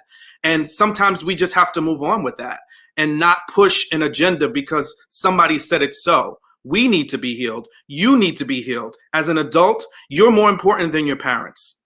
Sorry, you know, they gave birth to us. Wonderful, right? But you are more important than your parents. And if your parents are going to be traumatizing you or triggering you, not healthy. And guess what? If you're pushing him into that and now you want to get married, you're inviting that trauma into your marriage. And maybe it's away from you and there's a boundary in place to protect you.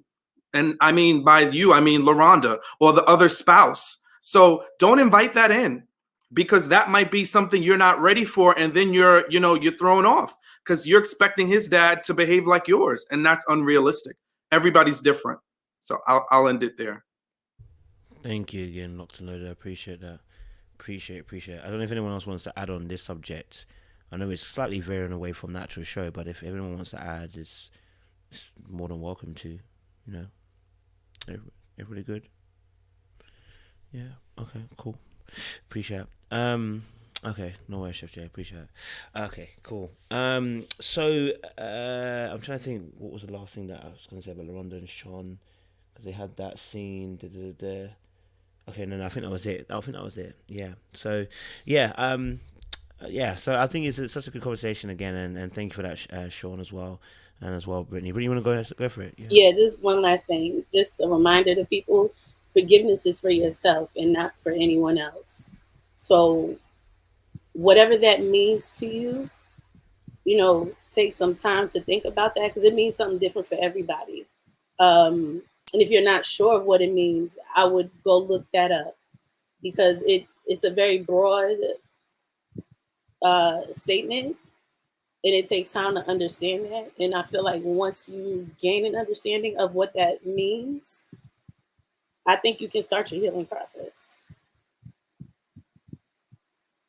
Yes, appreciate it, Brittany. Yeah, I agree that 100%. And I actually speak to Alexia, obviously when I'm doing my coaching with people, and I speak to people about the boundaries that we have to sometimes implement between parent and child. And I think that's actually a bit like Eric and Jess. We're going to go into that, so it's a good segue. People feel guilty because sometimes religious institutes, like for instance, I'm a Christian, born again Christian, love Jesus, yeah, right? But sometimes Christians can use the Bible as a weapon, right?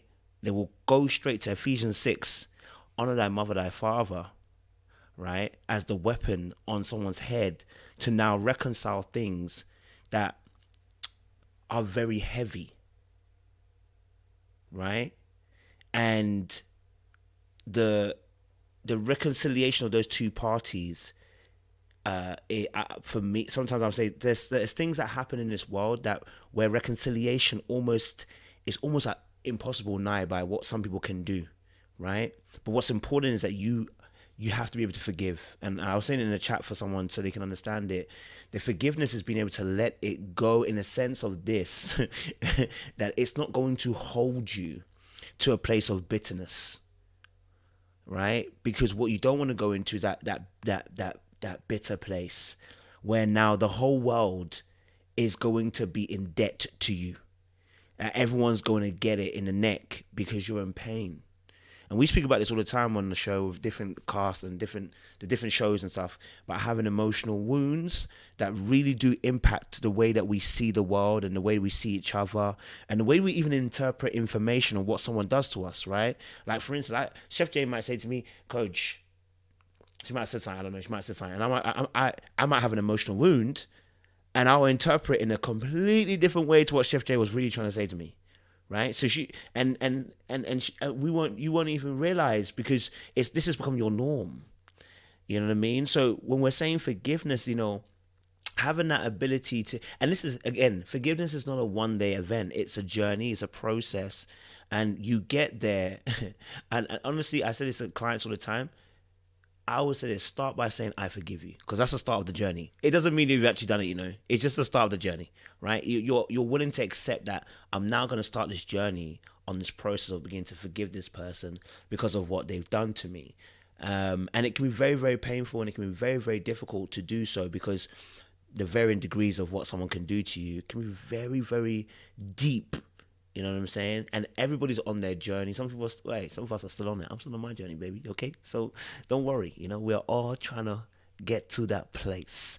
But the most important is that you're trying to reach there, and you're on that journey to healing. But we'll talk a bit more about that. Anyway, so this is a good segue now onto dealing with Eric and Jess, because they had a similar conversation. I don't know if the show was just trying to show us this or what, but they had a very similar conversation where Eric was expressing that he too had issues with his mother, and there was, I think, two kind of issues he kind of brought up. One, she wanted things done or whatever. He tried to do it, and it kind of backfired a little bit in his face. And then the other issue was that he felt like his mom was always like never apologizing. She never, I guess, kind of saw anything wrong with her behavior, and that made a great distance come between himself and his mother. And then Jess was obviously then saying she didn't have much of a relationship with her parents, and she wants him to have, she wants him to go back and apologize to reconcile the relationship. So I want to get everybody's kind of thoughts on this as well. So let me go to our top right, Brittany. I say Brittany, but Brittany's not my top right. Sorry, Brittany, you're my middle right. Brittany, if I can get your thoughts. Sorry.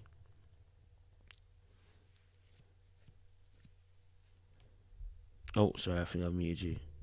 Oh, yes, I muted yourself. Kojo, can you just say the question one more time? Yeah, no, sorry. So the question I'm talking about is obviously Jess and Eric had a similar conversation around the parenting stuff. I wanted to just get your viewpoint on that conversation and what your thoughts were in regards to how that conversation went.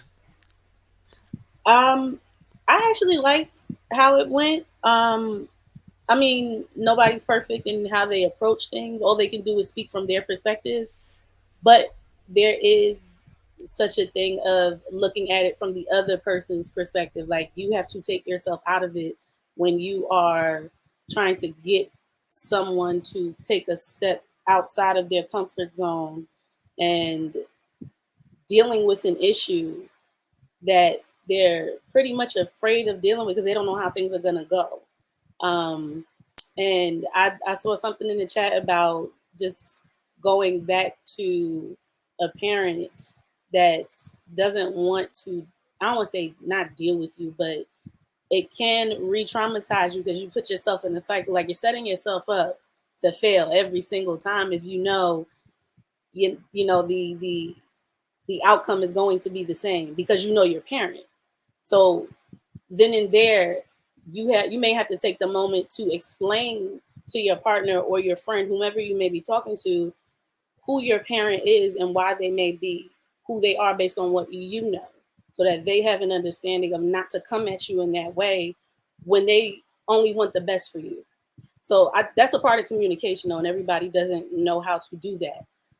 But as people go along, hopefully they recognize it through Jessica and Eric's conversation.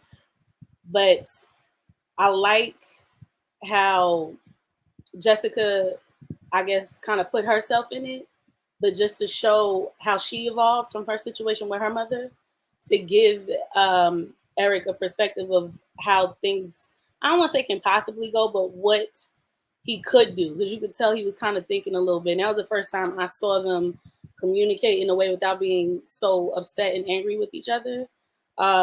Sure, there was a little bit of frustration, but there wasn't like any crazy yelling or back and forth or, them. You can tell they're really trying to understand each other, and the process is doing something for them.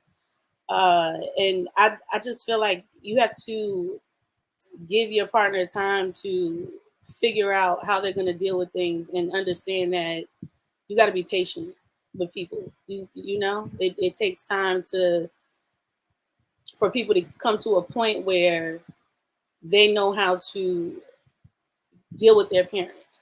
And all you honestly can do is sit there and listen, and then hopefully give them suggestions on what they can do, and then hopefully lead them into the direction of therapy, because a lot of the time it's just that people want to approach the situation, but they don't know how to. So therapy just gives you tools and strategies on how to do that. And I think that's where a lot of people lack, right? And once people have an understanding of what to do and how to approach it without hurting themselves in the process, there can be some resolve. Because sometimes you don't have to go to your parent to speak to them. You can just figure that out within yourself, or just without them being there. Because you have to make a conscious choice to not allow them to affect you for the rest of your life. Because you have to be able to live your own life. And I don't think people realize this, but parents learn a lot from their kids, whether they want to acknowledge it or not. So me apologizing to my dad, even though I don't see anything happening, I'm sure it touched him. Now, he's never going to say anything to me because I know my dad. But it was enough for me to go ahead and do that for him. So with Jessica and Eric, it was a nice display of how you should communicate with your partner. Thank you again, Brittany. I appreciate that. Good insight as well. And I agree with you. I think that their communication today was on point. They actually were trying to listen to one another. I didn't agree with her direction, but still, they were trying to listen to each other. And I think that's one of the good conversations. Drew, I want you to jump in here. What was your thoughts around the conversation with Eric and Jess surrounding their traumas, I guess, in a sense? Whew. It's heavy in here. Mm-hmm. For me, my main takeaway, first of all, like you said, I commend them for their wonderful communication. And for me, it gave me so much more insight into why they both are the way that they are. So while I saw that Jessica was encouraging Eric to reach out to his mom, knowing that from his point of view, especially after he explained why he felt the way he felt, that basically his mom uses him and that she isn't very grateful, I'm feeling like from her point of view, she's still her 3 or 4-year-old self. And I think she is so caught up in the fact that she didn't know her mom and she would do anything to know her mom. So for her, the relationship is always worth preserving because any mom is better than no mom. Whereas, you know, I think you take things a little bit more for granted. You've always had a mom, and then you're just thinking to yourself, it probably would be better to not have a mom than have a shitty one. And so seeing the reason, what, like hearing how they both analyze the situation, we begin to understand why she's so, I guess, how she is about family and why family is so important to her. And then we're seeing a bit of why Eric is so cold, because for me, he's not very sensitive emotionally, even though he's more he comes across as more emotionally intelligent in terms of the way he communicates. I don't know if anybody else sees this, but he's quite stoic. He says things in a very harsh manner. He doesn't have that sensitivity. And I think a lot of this is stemming from even the way he talked about his mom. It was just kind of like, well, you know, sometimes it needs to be about me and it's always about her and I don't want to deal with that. And that's the way he's dealing with his relationship with Jessica. So when she said that, I feel like he needs to fix his relationship with his mom because the way he deals with his mom is the way that he's dealing with me. I was like, you hit the nail on the head. So for me, this is something that absolutely needs to be resolved. I don't know if the letter is the best way, because in his situation, this to me sounds like a conversation that needs to be had. Maybe the mom doesn't recognize that she's being the way that she's being. Lots of times our parents are, I guess they feel entitled. Like, I raised you, it's time for you to come back and do something for me. So maybe she's not even interpreting it as I'm being ungrateful. She's just seeing it as I'm your mom and I deserve these things. So a conversation needs to be had. But I'm so happy that these two are finally on the right track. They're having the conversations that need to be had. And I think if they can sort out this part of their relationship, it will fix some of the huge trust issues and the communication mishaps that keep happening between the both of them. Thank you, Drew. Good points there. Love the points you made about Eric and Jess as well. I appreciate that. Chris Natha, you want to jump in? Absolutely. I agree with Drew. I love this scene. I love the conversation. I love that they were sitting and pouring out their heart. I live for that stuff. I went back in my mind to the previous episode when Eric did not acknowledge Mother's Day. And I began to think, wow, I get it. You know, like I get it now. Mother's Day isn't a big deal. At least that's what I thought when I connected it, because I'm like, that might play a role in why Mother's Day it wasn't a big deal. Now I don't know what her previous Mother's Days looked like when she has been in a relationship with Eric, but that just made me kind of connect that, okay, I don't talk to my mother, so in my head, this is just another holiday. But I did enjoy, just that moment for them when they were talking. I feel like they both deal with abandonment issues, but it's showing up differently. With Eric, he's like pulling away, he's shutting down. And with Jessica, she's like, she has this need to be wanted, this need to be needed, right? Tell me I'm beautiful. Tell me you need me, praise me, because then I will feel like you want me, right? And so I see that showing up for both of them in different ways. Her being abandoned by her mother and just wanting to be needed, wanting to be wanted, wanting to be reassured that she's necessary in this environment, scenario, relationship. But she did mention that she is determined to make the relationship work. And she used that word. I'm determined to make their relationship work. She means well. And once again, like we said earlier, her heart is in the right place. So that is good. However, she can't determine how this plays out because Eric's mom is Eric's mom. One thing with Eric, I would, and I just think about this for some people who dealing with this may or may not help you. Consider learning a little bit more about your parents' background. It doesn't excuse their behavior. But when I began to look at my parents as people and not just my parents, there was a level of grace that I gave them because I was like, oh, well, you're not trying to hurt me. You just don't know better. Now, granted, if they did something wrong, that's still wrong. It does not excuse bad behavior. But it helped me to kind of take a step back and say, okay, I think I'm requiring something from you that you've never received yourself. You can't give that to me, right? Oh, why can't my dad be like this? He may never be like that, right? Why can't my mom be like this person's mom? She may never be like that. And so can I reconcile that in my heart? Can I make peace with that in my soul? She may never be the kind of mom I want her to be. And if she does not change in the way I want her to change, can I move forward? Can I forgive? Can I start healing? And the answer is yes. I know we've been throwing around therapy. Anybody, like really, therapy, you can get it virtually. Like we really want y'all to start unpacking this stuff. Not the stuff we can see, but the stuff no one can see, your invisible baggage. We want you to unpack that.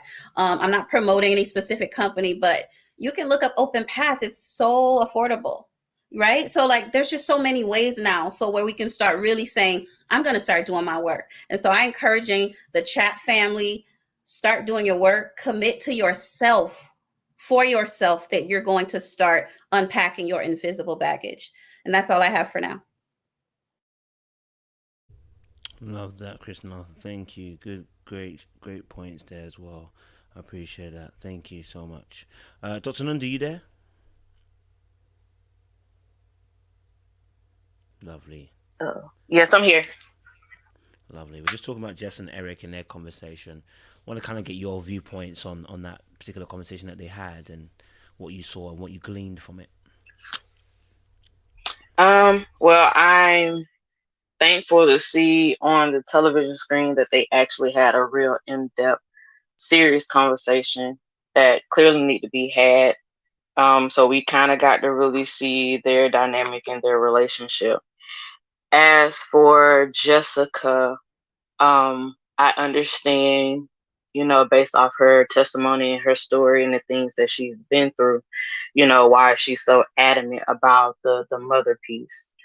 But again, you can't push that on him, because the same way that she has to heal is the same way that Eric has to also heal. And just based off what he said in regards to, he bought his mother a house and it wasn't enough for her. And then she said, oh, well, what about the furniture? When you're dealing with, whether it's an NFL player or if you happen to be the first to go to college in your family, the first doctor, the first lawyer, or anything with any type of income in that way, your family may be looking out to you to provide for everybody, when that may not necessarily be the case for you in your head. And the downside to his dynamic, and I can't say it's every Black person in America, but some that are African American, they go through poverty, they go through, that life. And if you are a parent, if you are a single parent, raising children, and that child that you have is that golden ticket, as some people like to say, sometimes parents will bank on that child to get them up out of poverty.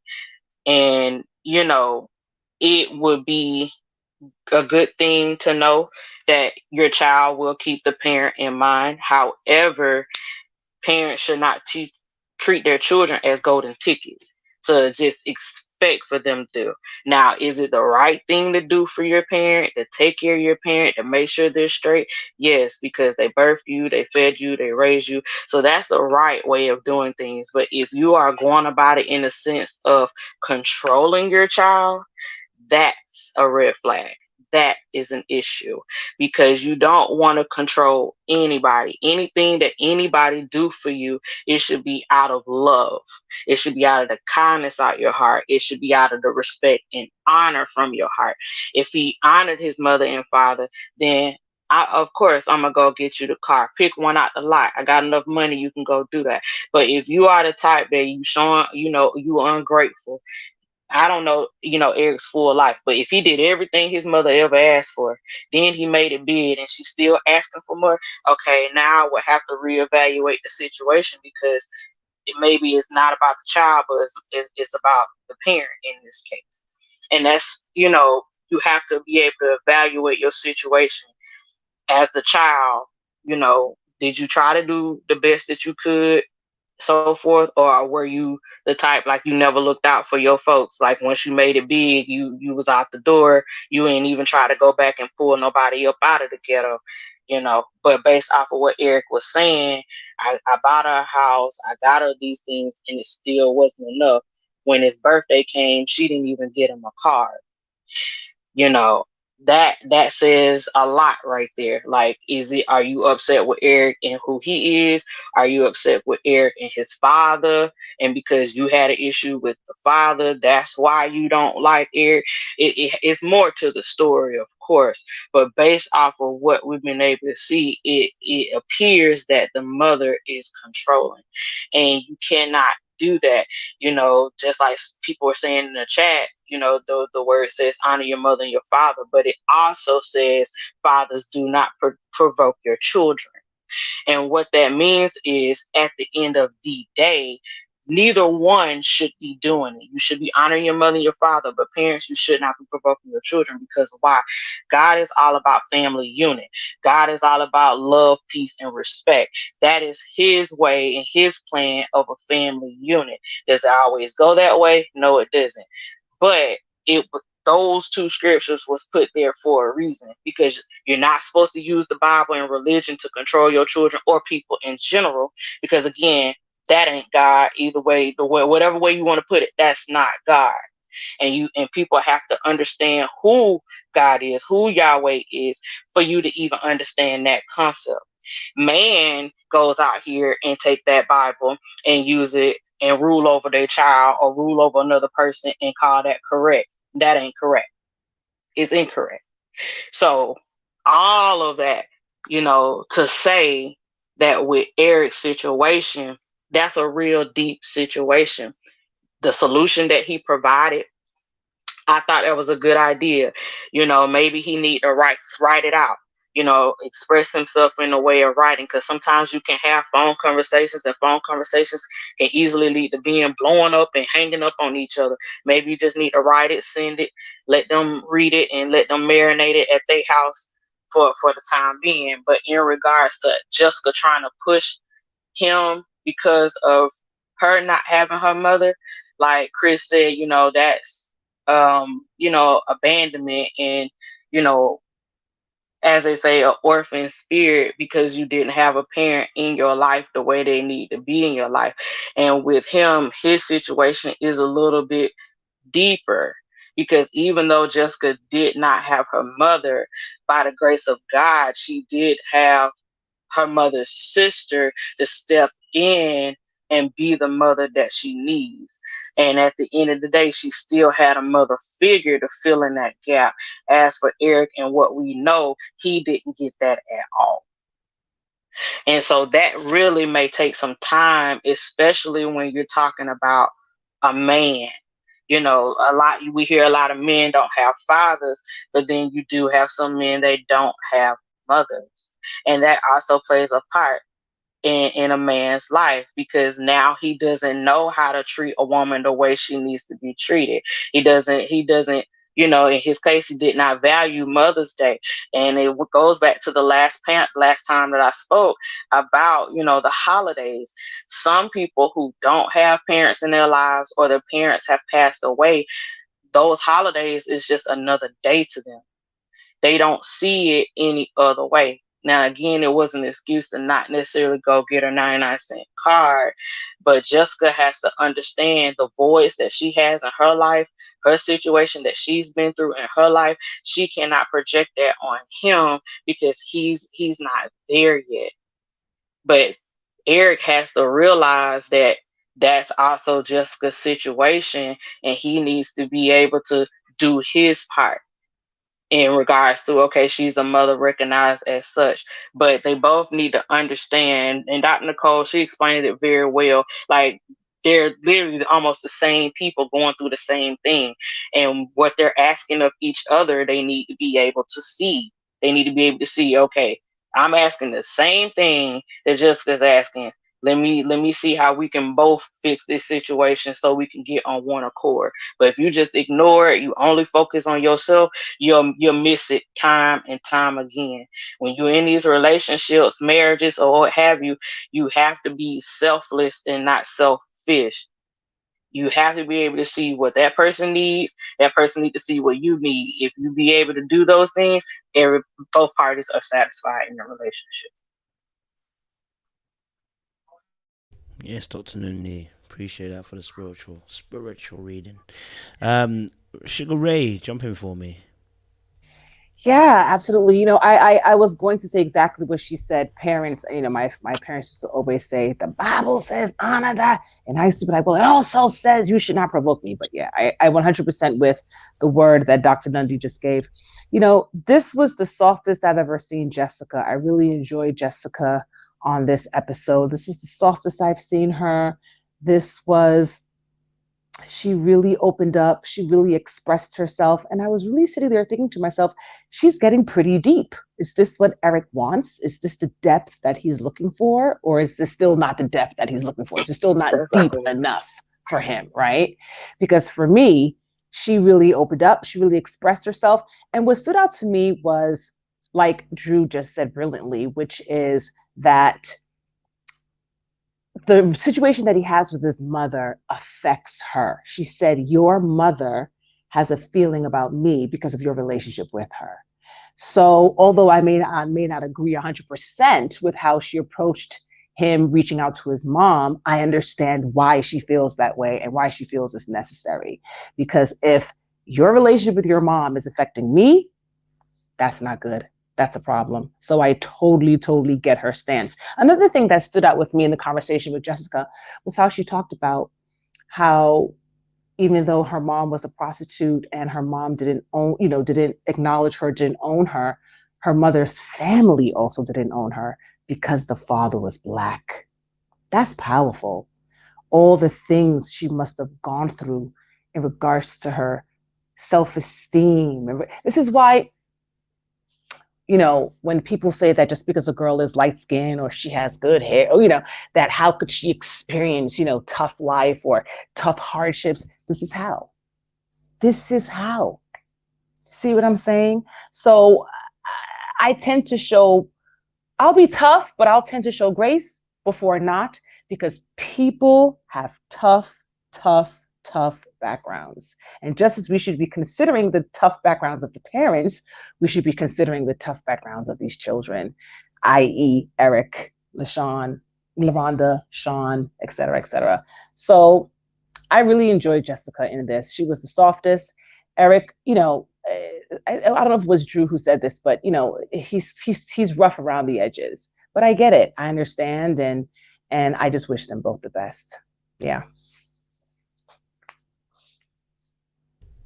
I appreciate that, Ray. Good readings as well. Good readings. Chef Jay. Everybody, please stay with me and bear with me. I'm gonna be a little all over the place with this because I actually had wrote something. I didn't think I was gonna be here this weekend due to traveling, and I had actually wrote something prior to even watching the show. So I'm gonna read that last, but we'll start off with the mother situation and relating to Jessica. My father, I had found out that my father had a relationship similar to Eric's and his mother. He took care of my grandmother for a little bit. And when my mother came around, all of that shifted over to her. And my grandmother got jealous and started drawing a wedge between my father and my mother. So when I hear that she's having issues with the mother in that capacity, that's what I get from it. That because now the attention is on Jessica, the mother is a little upset behind it or whatnot. That because he said it himself, just like I drop and do anything for you, I do that for her. So the mother doesn't see it that way. The mother is like, you're not doing for me, you're doing for her. And so now she has an attitude with Jessica. Now, on the flip side of it, I don't feel like Jessica should be forcing an interaction just because there is a wedge between the mother and her. Because the mother is acting somewhat similar to Jess, or I should say vice versa. Jess is acting somewhat similar to the mother, as where it's never enough. He's doing things for her, but it's never enough. She's never satisfied in all of this. And we see it by the end of it when he got to the point where he's like, Sean, doing this in 4 days for you, and I've been doing this for 4 years or whatnot. So it's just like, you want more. You want more, and you want this more on a daily basis, a constant basis. And sometimes I just can't. I don't have the energy. I don't have the strength to give you all of that all the time. You want too much. And I keep getting that from him in this conversation about his mother or whatnot. I feel like personally, he picked somebody that is a lot like his mother, you know, and that's how much he loves her. He's doing the things that he can, but the mom is never satisfied or whatnot. It just makes me think of Dove's Cry from Prince. You know, that's a hard situation to be up in when you're constantly doing something for somebody and they're never satisfied. And then you get into a relationship with that same type of person. And now both women want all of this all the time. Like, that is a lot. And I'm just one man and I'm trying to figure it out or whatnot. And then when I don't give it to you, you got an attitude. And then when she don't get, she got an attitude. And now I got both of y'all mad at me at the same time. And I just want peace.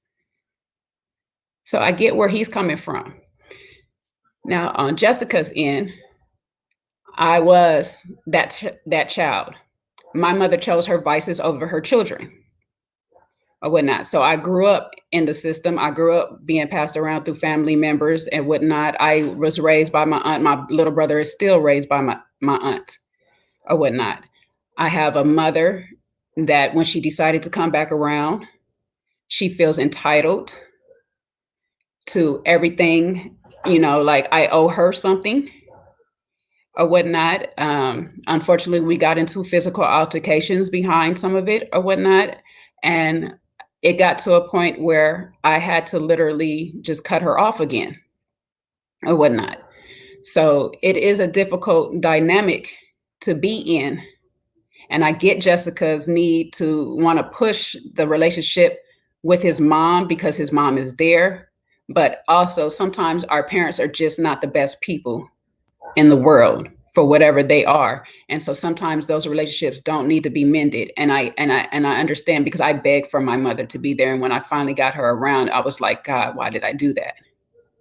You know, I had some regrets. You know, I love my mother, don't get me wrong. I love her. I'm glad she brought me into this world, but it's hard having an absentee parent that feels like you owe them something when they come back into your life, you know. And I feel like if Jess wants that so bad, you know, seek out your mother.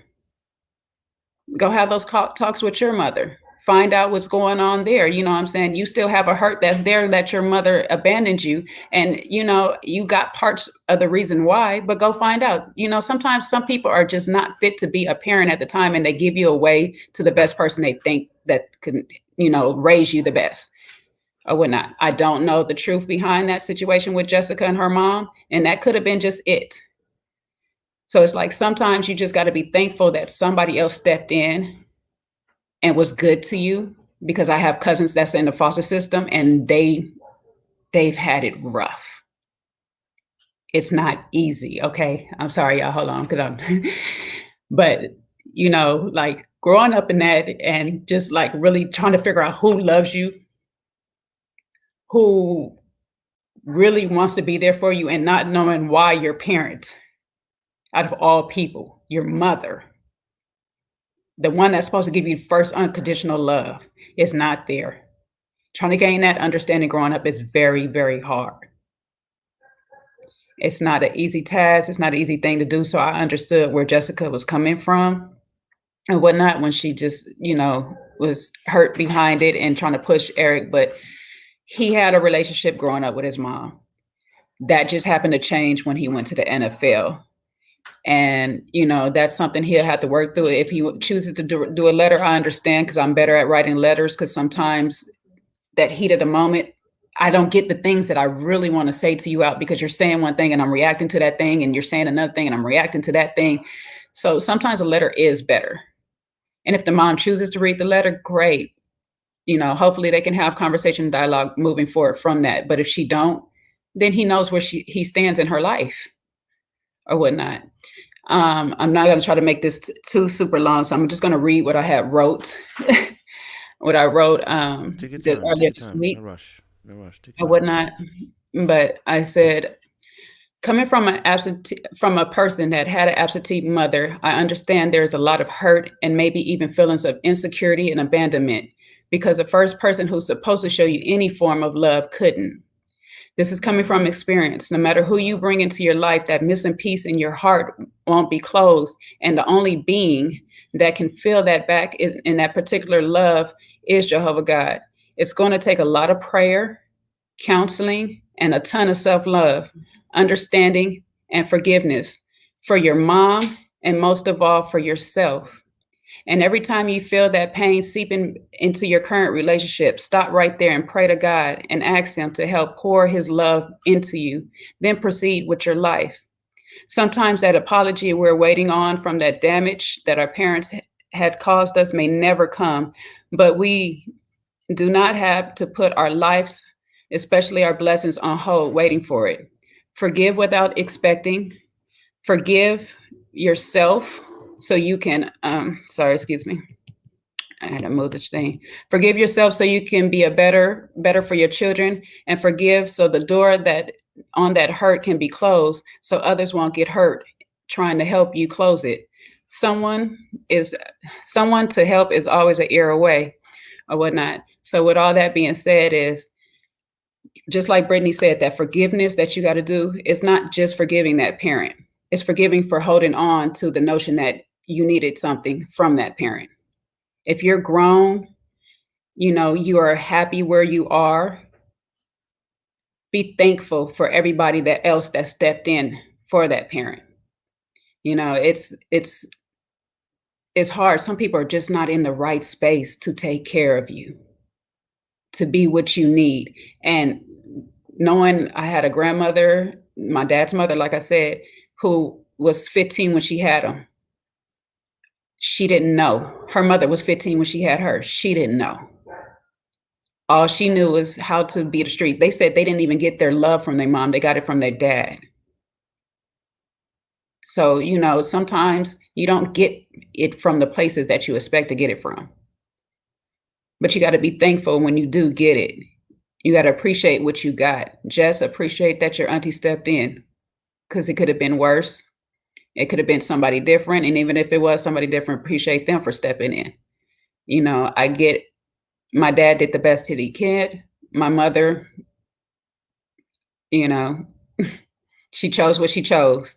And, you know, with that being said, it's just like, you know, I understand I wasn't that important to her at the time, nor my brother.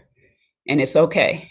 But I'd be better for my child. I'd be more important. My child would be more important to me or whatnot. And sometimes I go to my daughter and tell her, you know, I'm sorry. I might not have been the best parent.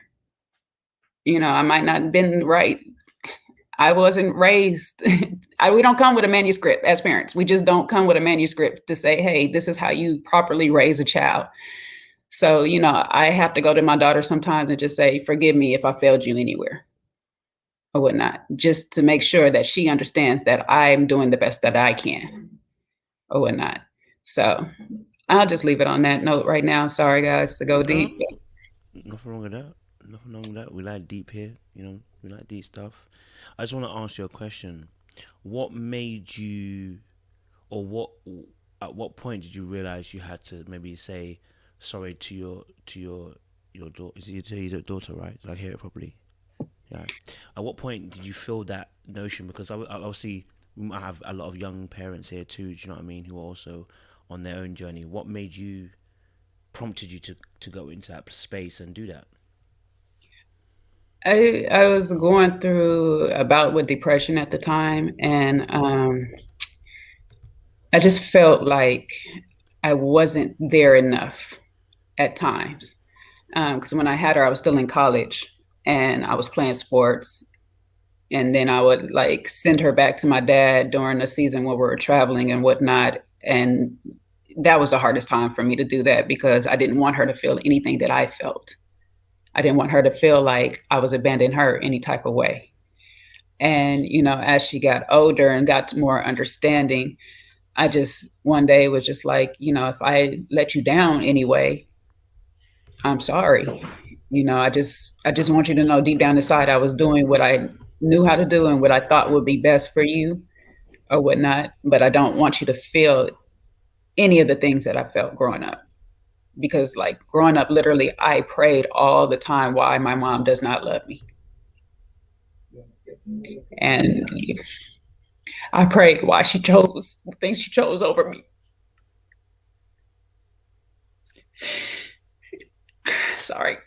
No, it was hard.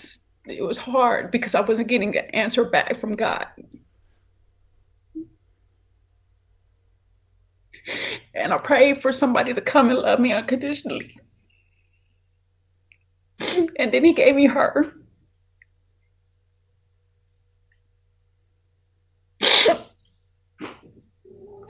And that's when those prayers to my mom stopped. And I just started giving prayers to thank God for giving me somebody that loved me. And I vowed to do right by her as much as I could.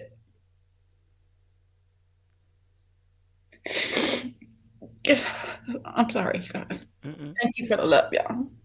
We appreciate you. We appreciate you. Thank you. Thank you for sharing, Chef Jay. I appreciate it. Thank you. Sobering thoughts. Sobering thoughts. Thank you, Chef. It's gonna be a little bit tough now to go after that recreated by Bree. So I kind of put you in a tough position there to go after. I don't know if you want to kind of share your thoughts on. And let me just say this as well to anybody here before you go. Actually, sorry. Let me just so I can put this here. Like when we're here, like you know, this channel, like when we get together, conversations like this sometimes do go really, really deep, and it's necessary because we're going through stuff, man. Do you know what I mean, right? And this is the deep stuff that happens. You know, sometimes I always say to people, listen, like don't see tears as a weakness, you know, because sometimes those tears are the prayers that are needed, man. You know, if you're not a Christian, let me just say this to you now, disclaimer, I'm a Christian, so I'm gonna say it.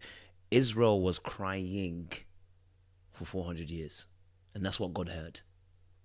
Do you know what I mean? So sometimes your tears that you're crying is the prayer that is needed to unlock you from where you are. Hannah also too didn't have the words, the moanings and the groanings, the heart. You know what I mean? So as we saw our sister Chef J sharing her thought points, you know, and what she had gone through, I think it should touch all of us. If you're a brother, your sister, maybe you're a parent, maybe you're the child as well, that we're looking at situations from a deeper perspective to bring healing not only to ourselves but to other people around us. You know what I mean? Right? So yeah, some of us are going to be prospecting fathers and mothers. So what the reason why I asked her that question, because I wanted to make sure that we're a generation that now when we have children, we're not going to repeat what our parents did to us and how we felt. So that was a very powerful moment where she shared about the change of thought process and how she felt like she had to make that impact on her child. And I think that's a lesson for all of us as well. Like, not just even our children, but our brothers and sisters. Some of us, we don't even know what impact we may have had. We don't even know if you know, sometimes our brothers and sisters are also suffering too beside us, our family members, and we don't even know because we're just living our life. We're just doing our thing and not realizing that our brother and sister could be literally suffering, you know, as well. So, you know, stick with us in this conversation. It's deep, but there's healing in it. Do you know what I mean? So I really appreciate Brittany and Chef J sharing some really deep things on your heart as well. Ray as well, I know you share some deep things as well. Appreciate you guys being open and honest with that as well. Recreated by Bree. Sorry, you can now go. Apologies. No problem. I just appreciate you guys and in the chat, you know, for your words and just speaking openly about your experiences. And I agree with everybody's point. The only thing that I'll just add, because I do agree with everyone, is that, and I'm preaching to myself, it is so important who you lay down with and have children with. You don't know the bondages and the bloodline is that in that person that you choose to have children with.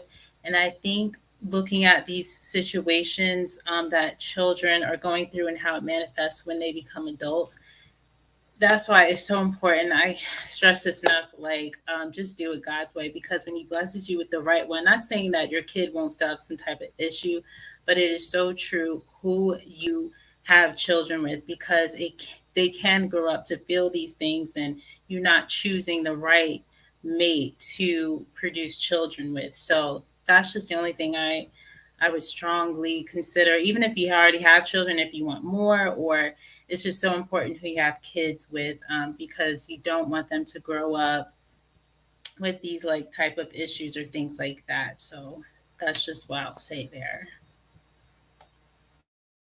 Appreciate that, Recreated by Bree. Anyone else want to add in terms of go for it, Sean? Yeah, go for it.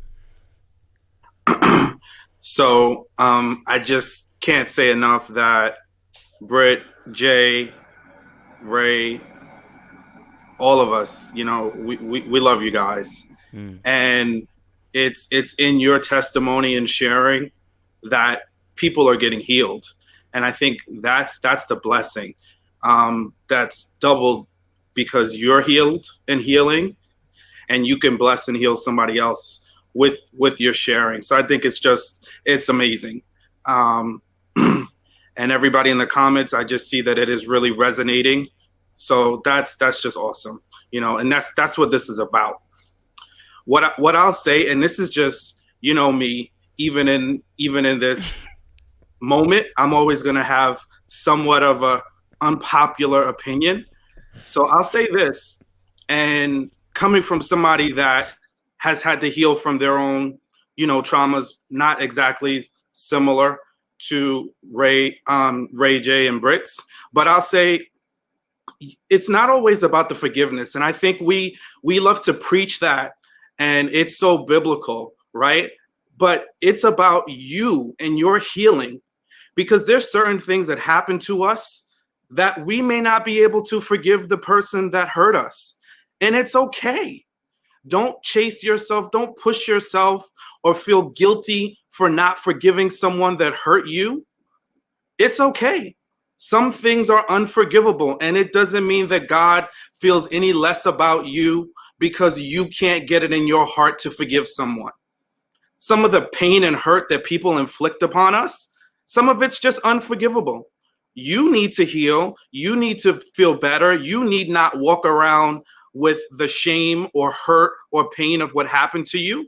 But I don't necessarily think, if you can, great.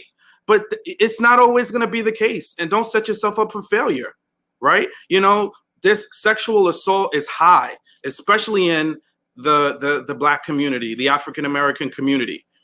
And sometimes it's by the ones that we love. And sometimes that's just not something you're going to be able to forgive, because that's somebody you trusted. Now, you can heal from it, right? You can get better from it, but somebody telling I can't tell you what is okay. I'm not the judger of your faith. No one is, okay? No one. You can have a different opinion, but no one is the judge of your faith. God is going to be the one that we all answer to at the end of the day. So your interpretation of the Bible, what you feel is what God's true divine words are in the Bible. That's up for you and your God, right? So the God we serve deals with us directly. So I just want to discourage anybody from telling anyone how they need to heal through a traumatic situation. Everybody's healing comes the way it needs to come. And whether that's via forgiveness or not, that's not for us to decide. And that's my unpopular opinion, right? So, and again, we are humans, right? Created in his image, but we are humans. So we're all not perfect. So for everybody sitting up high and say, oh, no, you need to forgive. This is what you need to do. Remind yourself, you are made in the image of God, but you are not God. So you do not have the ultimate divinity to be imperfect, to be perfect, rather. You are flawed. So if the flaw for me is I can't forgive someone that hurt me, or if the flaw for one of my fellow brothers or sisters is that they're just unable, the hurt is too deep, that they can't forgive it, then that's for them and God to work through. But what I want more than just to say a righteous forgiveness for that person is I want that person to heal. I want them to be okay because they were the ones that hurt. So don't focus on the person that inflicted the pain. Focus on the person that was placed in a position of pain. And I just think as Christians, as believers, sometimes we come off way too self-righteous, right? And what about when we're faced with a situation and we make the wrong decision? Just don't be so inflexible with people. No man is perfect. And I rather for myself or anybody else to be a healed person, not living up to someone else's, another man's biblical principle of what they think is right.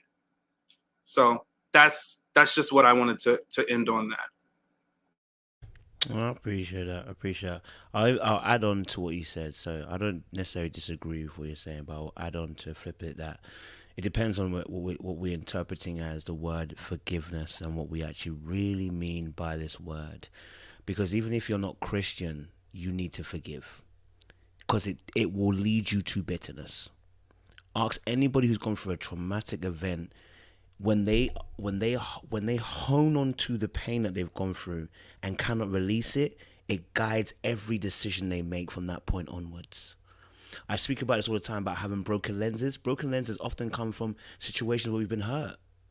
So I agree with you in that point where we don't want to become self-righteous and telling people, I agree this point, telling people when to forgive. And I want to make it very, very clear. Like, for instance, what you mentioned is a very good, important point. Things like sexual assault and stuff like that. In church especially, we'll say, reconcile with that person. Just let it go and reconcile. Like, no, we're not advising that at all, because those are very heinous crimes. And when we see that biblically, that's not how it's prescribed. But we are asking people to start the journey of forgiveness. And the reason why is it's not for them. I've always said this, you can still go to jail. No, darling. They can still go to jail. We can still do our forgiveness journey. It doesn't abdicate the person of their consequences. But what it does do is that it allows you now to move in the full. It allows you to move in the fullness of seeing how the world needs to be seen. Because in our pains, how we see the world, sometimes we go askew. I'm telling you from my personal experience, I have my own pains, and so sometimes the world is very askew. That I have some very dark thoughts. It's because what I've gone through, and it's not right. That's why we're doing dark arts, aren't we, Sean? So because we have some dark thoughts. So I don't want to make it a lofty idea. I want to make this an idea that's practical for every individual. Your journey on healing is different for different people. Your journey on forgiveness is different for everybody. But the starting blocks are exactly the same. Whether you say, yes, I forgive you, whatever you start on, you need to start that journey. Because I can guarantee you, that thing will cripple you.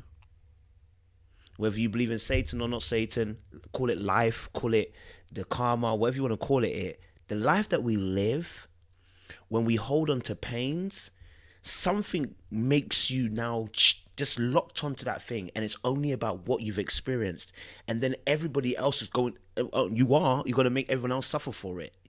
Everyone else will be in debt for what you've gone through, because the anger, the frustration, the pain that you've gone through, someone has to feel it now, and someone has to get the brunt of that, of what you're feeling at that moment. Or you act out and you're not sure why you're acting out, but it's because you're feeling this stuff that's deep within you. So I agree with you, Sean, in the sense of the fact that we don't want to make it a lofty idea. We don't want to make it self-righteous as well and preach it like, hey, just forgive. No, but what we do want to talk about is what you said correctly, which is this is a healing journey. You know what I mean? It's a very, very big healing journey. And I want to make it very, very clear. The forgiveness does not mean the reconciliation. They're two different things we're discussing. When we're talking about forgiveness, it's about your healing journey. You know what I'm saying? We want to see more healthy people. So I'm with you, Sean. I'm with you. I'm not disagreeing with you. I'm with you. I want to bring that point there. So you're right. We don't want to make it lofty.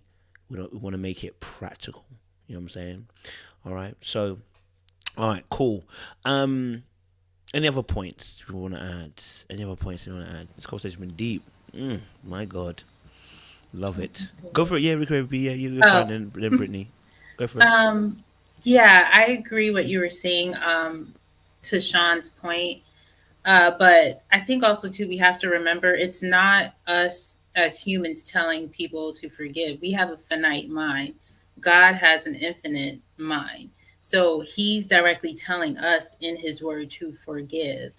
I mean, even Jesus was on the cross and said, Father, forgive them, for they know not what they do. So, you know, to your point, Coach, what you're saying, like, it is so that you're not in bondage. And then I just wanted to say this really quick, like a quick story. Somebody that I listened to, a teacher, she was raped from the age of 3 up until she was 18 from her father, sexually raped. So her life could have went a whole different way, but she got saved or whatever. And years later, when her parents got into her 80s and her mother did nothing about when she was being raped, years when her parents became older in their 80s, God spoke to her and he said to her, I want you to take care of your parents. And she's like, what did they ever do for me? He raped me. He did all these things. I don't want to do that, Lord. So he said, you know, if you don't do this, like, you are always going to be like this until the day you die in bondage. And I just wanted to like leave that. So she ended up, you know, taking care of her parents until they passed on. And then because of her obedience to God, when you're being obedient to him, when he's telling you to forgive, her father got saved. He could have died and went to hell, whatever you believe in. But me as a Christian, he could have went to hell. But because of her forgiveness and taking care of him in his old age, he ended up getting saved. And now, you know, she believes he's in glory. And so just our obedience and forgiving that person, it could lead them to Christ. It could lead them to a better life and happiness. At his funeral, only 10 people showed up. That's a real sad life to live because of what he did to his daughter and what the things that he's done in his life. So I just wanted to leave that forgiveness ain't about us telling somebody you should do this or that. Only God is telling you we're his vessels. So we're speaking through him. And if Jesus can forgive us every single day, how rotten we stink up unto God's nostrils, that's what it says in this word, then who are we with our finite minds to not try and to at least forgive somebody so that we can be set free, be obedient, and to not only get the blessings, but also to set that person free as well. So I just wanted to leave with that. Appreciate it. Brittany. So I wanted to note something that I noticed with Jessica and Eric. So I noticed that Jessica's love language is words of affirmation, which clearly comes from the fact that she wants that from her mother. And because she did not get that from her mother, she wants it from other people all the time. And I get that.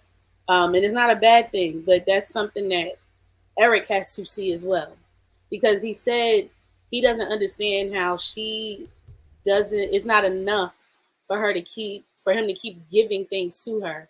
Eric has to understand she's not his mother. You cannot give things to Jessica necessarily. Yes, she will like it, but she wants words of affirmation. That is her way of receiving love. So I think for people who are listening, when you take the time to understand how people receive love, that will open up the barriers of communication, and the communication will become much better. And I feel if Jessica and Eric start to see that, it'll be much better. Like they will be able to sit down and have a conversation like how we saw on last night's episode. And it's very important to look at how people receive, because you cannot give people things based on how you want them. That's not how it works. You have to look at what it is their needs are, how they receive, and then once it gets to that point, they're not going to always want it from you all the time because you give it to them, in the times that they need it, or, just, here and there. But people don't, I just feel like Jessica wants that validation so much from him because he's not seeing that she's not getting enough from him. And to Eric's side of it, he wants to feel appreciated because his mother did not feel appreciated by all the things he gave her, material things. I think he then feels unappreciated by, I know he feels unappreciated by Jessica. So it's pretty much what Dr. Nicole was saying. They want the same. I'm not saying they want the same things in terms of communication, but, well, yes, in terms of communication, but the way they want it, they have to see how things are going to work for both of them. And I feel like when they get to that point, things will be a lot better. It won't be as heavy. And, they can go and get married possibly because they have that understanding, right? I guess the song association thing we usually do, what is it? Escape is coming to mind. What I need from you is understanding, right? And a lot of the times it's love and understanding that is needed between two people in any kind of relationship. It's getting deep up in home with these things. Okay. I'm hearing that, Brittany. Thank you. I think Eric and Jess, I think someone's really put in the chat a few times as well. I was thinking the same thing, that I honestly, I was a little bit confused by the fact he didn't honor Jess with the Mother's Day thing. But I think now we've spoken about it, I think he needs to be honest with himself. He was triggered. I think he was triggered. Because to completely ignore the day, I'm sorry, yeah, you're not going to get away with that. You know what I mean? Like, no text, no call, no card, nothing. Yeah, no, bro, you was triggered, right? And you need to be honest, right? That I think what we're seeing from Eric is, and I don't think this is Jess's natural default behavior, but when she mentioned about no card, nothing, you didn't do anything for me, I think in his head, all he heard in his brain was, you want something from me. You know what I'm saying? Yeah, you don't want me. You want something from me, right? And it's a day also which is matching with the fact that the relationship with my mom is not great at the moment too, and she wanted something from me. And I wonder if in those moments he began to question who he's dating at that point, right? And it's like you're triggered in that moment, and I think possibly that's why he didn't do anything, because it's really odd not to even send a text or a message or say Happy Mother's Day. You know that she's a mother. You know what I mean? Like you're dating her, bro, and it's not the first year either. He's been dating for a few years, so something must have happened that made him not do anything completely. To say, oh, next time I'll do better. It's not solving the actual issue. I think there's a bigger issue that you're not being honest about as to why you didn't say or do anything, or acknowledge that day with her. And I'm not talking about her need for it, but in the sense of the fact that he just didn't do anything. That's really odd. That's an odd movement to do, because I'm dating you and I've been dating you. You know what I'm saying? Like, what happened in the past ones? Have we been here before? Did you do something before? Like, it's really odd. So I think something's not quite right. So I think there's more information. Maybe there's more information. I think Sean said as well. Maybe there's more we're not seeing, and maybe they haven't edited some parts out or whatever.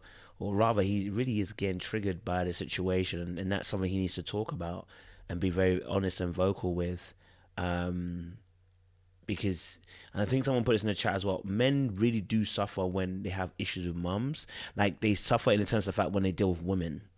Because, like, you end up kind of partly repeating some of the stuff that you do, that how you feel about your mother. You can easily be triggered to feel that way about your partner. You only need to do something similar to what your mum did, and then you're like, you're like my mum. And I can say this straight, my mum is amazing. She's great, right? She's amazing. But even me, I noticed when girls would do one or two things that was similar to my mum, that parts of what I didn't like, I was triggered straight. I said, no, darlings, you got to go. No, that's what I saw in my mom, and I can't see that in you. I can't follow that in my relationship in the future. You got to go. Bye, right? So I can imagine that he is probably feeling some of those things. You know what I mean? So yeah, maybe there's some of that he hasn't been discussing openly with her, and he needs to discuss that with her to help move the conversation with them too, and learn about each other. Is there any more burning points? Go ahead. Chef Jay's reading the comments, yeah? Is there any more burning is there any more burning points? Drew, you want to add anything? You want to add anything? No? You're just going to let the wind blow in your hair. I hear you. You know, as your action movie star, so I hear you. No one else got any more burning points? Chef Jay, go for it. I'm just going to say, I didn't get the luxury of having a Dr. Nicole tell me, the things that I need to hear, that, I get resolve and resolution, those different ways or whatnot. I had to find it myself. So I hope that everybody on the cast heard her, and everybody in our chat heard her when she said it or whatnot. A lot of us don't get that. We don't get those advices from other people. We have to find it within ourselves or whatnot. So, I take blessing in her saying all of that or whatnot. I also say that therapy is the biggest thing. Just, some type of therapy, some type of counseling. I know we don't like to use the word therapy all the time, but counseling, coaching, seek somebody's advice that can also help you work through your issues, not necessarily give you the direction, but lead you down the path that you need to go to or whatnot. I think you need some type of person to guide you. We can always go to God, but God doesn't always answer right away. So sometimes he answers through people. So, pray to God for a person to be that vessel that he talks through, and, just stay open to it. And one day that person will come, and you'll be able to start to heal through that person. We know Kojo provides services. If you have to reach out to him, go ahead and seek the services. Your friends are always there. You got to use discernment on which friends to choose to tell your stuff to, because you don't want somebody that's just biased in their opinions and through their experiences and stuff like that. You need somebody to be a totally open and honest ear for you, to be there or whatnot, to understand what you're going through, but also give you different eyes to see things through sometimes.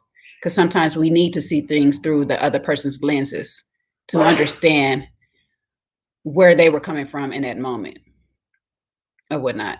So, just be open enough when you are ready to go through the journey of healing. You know, nobody else can push you through it. You have to be ready. You got to be like ready, be dedicated to that path or whatnot. I've been on that path. It has not been easy or whatnot. I'm still working on it, you know, because like I say, it's a revolving door with my mother. You know, I try to keep it open or whatnot, but sometimes I have to close it for my own sanity or whatnot, because she doesn't want to heal just yet. And she doesn't want to own up to the things that she continues to do. So until that day, I just have to have my own sanity, but I have to continue to heal myself and forgive myself for the hostilities that I keep towards her or whatnot. And it's not easy. And sorry, my cats are going crazy in the background, but it's not an easy thing or whatnot. But, you know, oh my gosh, they're serious. Are they moving house? Bro, they getting into it as they get into it, you know? Okay. I was like, bro, I'm hearing them move stuff in the background, like they waiting. You sure you got cats there? You got lions? What's going on? National Geographic over here. I need to record this. But, you know, it's possible to get the help that you need. Find the help that you need. Heal yourself before you start trying to go through relationships with other people. You know, it's an ongoing process, and I'm just going to leave it at that. It's a step by step, day by day. As we learn ourselves, we grow. The process continues.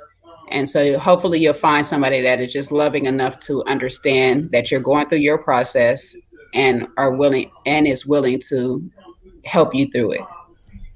So I'll say that for the people. Thank you. Appreciate it, Chef Jay. Sorry, I have one last question. I almost forgot because we didn't ask about Eric and Leilani. So, Leilani. Y'all know I've been messing up people's names out here. Okay. Yeah, I just wanted to ask what you guys' thoughts were on it really quickly, and what you saw, because obviously, you know, there was a bit touchy. You get me on the date and that. And this, I had a thought. So I know Jessica got annoyed about him touching up Leilani, right? But did she admit, or was the information omitted, that when she was on her date earlier on, she was out here rubbing abs? I just want to know. I don't know if I missed that part. Did she omit that information? Yeah, typical, isn't it? Typical, right? Hey? Okay, cool. But let me ask you guys what you guys thought of Eric and Leilani's connection. You know what I'm saying? What you thought of their connection. Chris Arthur, go for it. I haven't heard from you in a while. Go for it. Sure. Leilani, I believe. I think she's super pretty. I think Eric is very attracted to her. I really hate the premise of the show because, like, I hate that. But they were very close. Very close. So I think both him and Jessica are guilty of getting too close to their dates. It was just too close. It was too close. They look like a couple. He's closing her robe at the beginning of the date. It's like, we'll cover this up. You ain't have to do that, sir. You trying to cop a feel, but that's all right. He copped the feel, boy.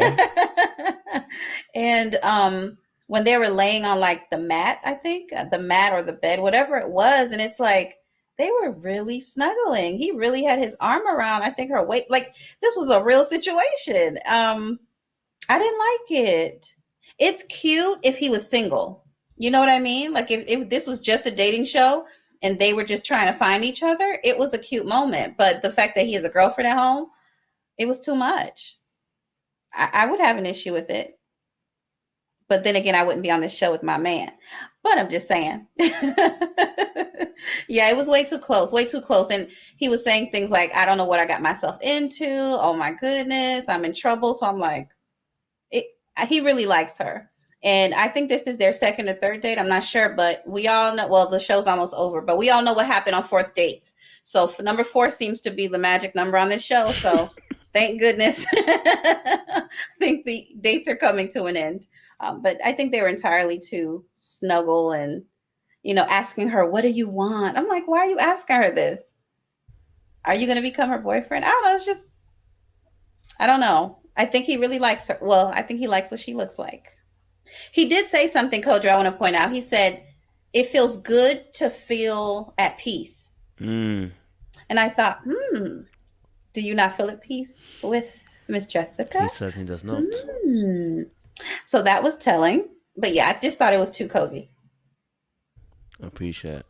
Even Delilah was a resting place for Samson. Some of you people, you don't know how to be a safe resting place. Even the woman that wants to kill me is a safe resting place. Come on, we gotta do better. Jokes. Ray, haven't heard from you in a little while. What was your thoughts on Leilani and Eric? It's, it's like I've said before, Dr. Nicole made it clear there are no boundaries. This is the premise of the show. She's there to do what she has to do. And she's going to do it. I mean, how are you going to set them up, put them in a heating house with salts and humidity and steam? Come on. Like she said, you're closing me up when I should be opening up my boobies and showing you everything. Praise Goddess. Hallelujah. You know what I mean? Like, what do we want from these people? Like, come on. I thought he handled himself as best as he could in that situation. As long as nobody was locking lips, I had no issues with it. But like Sean said, my opinion may be unpopular. Leilani, is that her name, Leilani? She's beautiful. She's gorgeous. I love her accent. She's eloquent. Even with her, I just love her. I love her vibe. But, I think Eric understands that he has no guarantee that this could work. So yeah, he feels like he's in trouble. Yeah, he's feeling some things with her. Yeah. All that's fleeting. And if he's smart, he will make sure that he fixes or regulates or handles what he needs to handle with Jessica and move on accordingly. I hear you, Ray. I hear you. Let me ask, Drew. Was it too much touching from Eric? And what would you be accepting of if this was your situation where your guy was with Leilani? What would be too much for you? At what point would it be too much? First of all, if this was my guy, all three of us would have been on this date because he ain't going nowhere alone with her. No, ma'am. Nope. And for me, it was giving me too much. Not just because of the date itself, but for a third date, maybe I'm a square, but all of this, it's date 3. Like, they really don't know each other that well. I feel like these two are very, very handsy for people who just met. But maybe that's just my personal limitation. On top of that, I feel like this date was just like, I guess, like, the personification of the grass is always greener, or seems to be greener on the other side. Because for me, it's purely physical, like Chris Natha said. Yes, they talk about being honest and communicating, but let's be honest. If Leilani was his woman, I feel like if Jessica was his date, he would be giving that same energy. Because why? She would be something new. She would be something fresh. And as long as it's his type, he's willing to go there or go the distance. I think the big takeaway for me for this date was just that Eric is laying the groundwork. He's dropping like little crumbs to let us know that he is not ready to get married. Not just in what he says, but in his actions. Because it's one thing to behave like this on a date, but the fact that I know you don't think it's fair, but she at least pointed it out at the therapy session. She said that this is something she's uncomfortable with, and he still went on the date. And in fact, they kicked it up a notch. Before, she was just touching shoulders. For me, this seemed like two people who just did the do, woke up in their robes, and they were pillow talking. Oh no. Oh, no. Because I would have been in between them, like, what we talking about? What we discussing? They made me uncomfortable. It was inappropriate. I'm not feeling these two at all. That's raw spit there. Raw spit, raw fire. I hear you. Recreated by Bree. What's your thoughts, man? Leilani and Eric. What was your thoughts, man? I do agree that, he's in a relationship. He shouldn't be touching her. But also with Eric, I just feel like he's lusting after another woman. I don't really see it going beyond that. To be honest, I just kind of need Eric to mature in that way. To yeah, you want to be attracted to the person, but can you just like stop getting with women just based off of their looks? That's just how I see it with him. And I do think he needs to respect Jessica's boundaries. And no, she didn't tell him, I don't think so, about touching that other guy's chest. So she really shouldn't be talking. But if she's telling you this is making me feel uncomfortable, you shouldn't do that. He should respect it. I do see a little bit, I see growth in both of them. We see scenes for next week. I'm not going to really say, but he's questioning, like, do I really want to marry her? As you guys were saying, there's no peace there. And when he's with Leilani, he feels peace for now because he just met her. He doesn't really know her like that. But I just kind of wish Eric would take it further than the looks and the touchy feely and really, really get to know that person for who they are and stop being so fixated on a woman's body and how she looks and what you think the ideal woman or wife should be for you. So that's just kind of my thoughts on their date. And I know Leilani's feeling him, things like that. I think she's not a Kai by no means, but she kind of has like a persona of Kai. Like, I could take your man if I'm like that. I just want you to know, Jessica, I can take him, but I'm gonna still kind of be respectful towards you. So I can kind of see that vibe through Leilani. So that's just my thoughts. Thank you very much for that. Yes, I hear that. Totally hear that. Totally hear that. Brett, now what are you saying? What's your thoughts? I agree with every lady on the panel that spoke already. I will say this though, when it comes to judging a man and where he may want to go, what I've learned is you watch his actions and not listen to his words. So, like Drew said, he's leaving the breadcrumbs for sure, and I think I mentioned that like a couple weeks ago. But also, comparing what Jessica did to what he is doing with Leilani, feel like two different things. Yes, she touched his abs. Okay. I don't think she should have did it. I'm not saying it was right. But if you want to play the comparison game, he's wrong because he's stepping into some dangerous territory right there. But I don't even think he would even go too far with it either.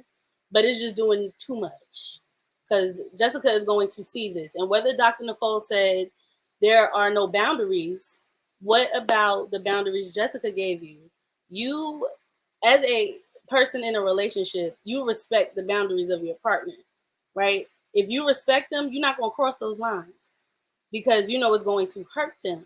So why would you want to hurt them? Because she's going to see this. Sure, Eric might be upset about the fact that she, had her fingers going down some washboard abs, okay? But he's doing a lot. It's a little much. And I know she can feel it, regardless of the fact that she may feel some competition between her and Leilani.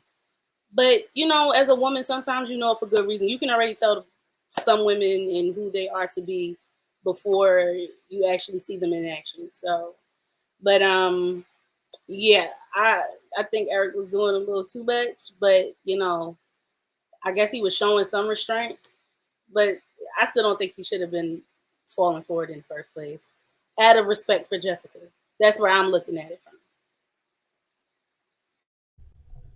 from. I hear that. Fair points. Dr. Lundy, what's your thoughts?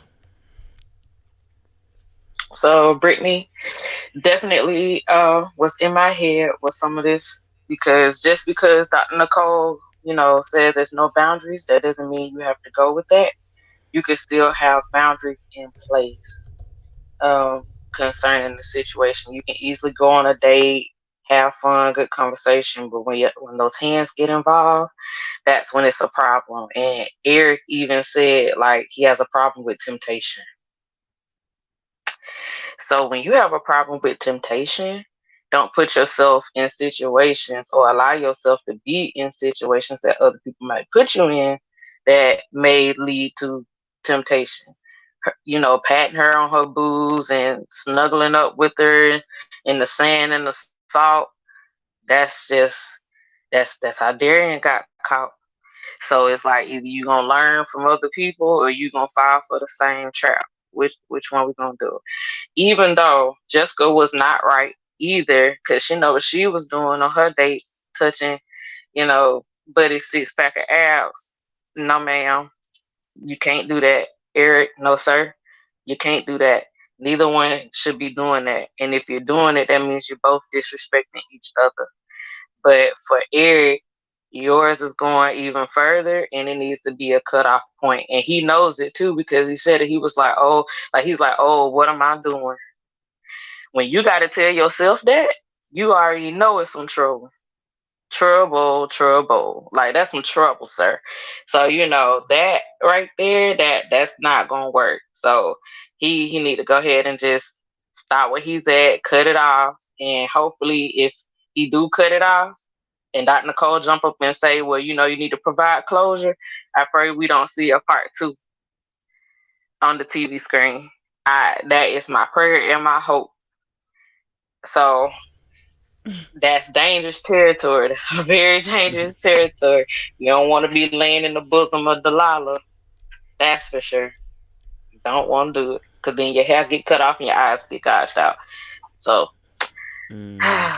hopefully Eric learns. Okay. Final 2 people. Chef, do you have asked you about Eric and Leilani? Go for it. So y'all know how I love to give Eric grace on this here, but my boy was failing me this week. Oh, he was hurting my soul. But I still have some grace in some aspects. But brother, the first thing that threw me off, it was like, I am looking to relax with someone else. I said, no, don't say that. Not someone else. Just looking to relax. Just say that. Not someone else.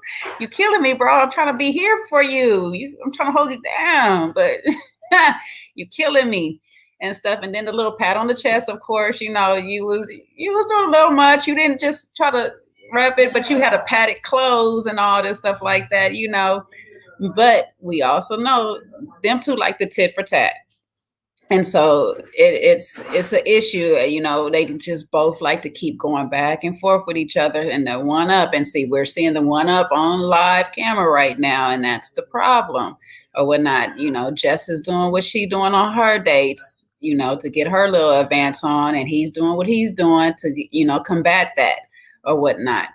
What I did like, and I like Grace for, and I liked it for the fact that it came out of Leilani's mouth, was she said that Eric sees what he's missing by being with her, but also what he's lacking to do with Jessica. Hold on one second.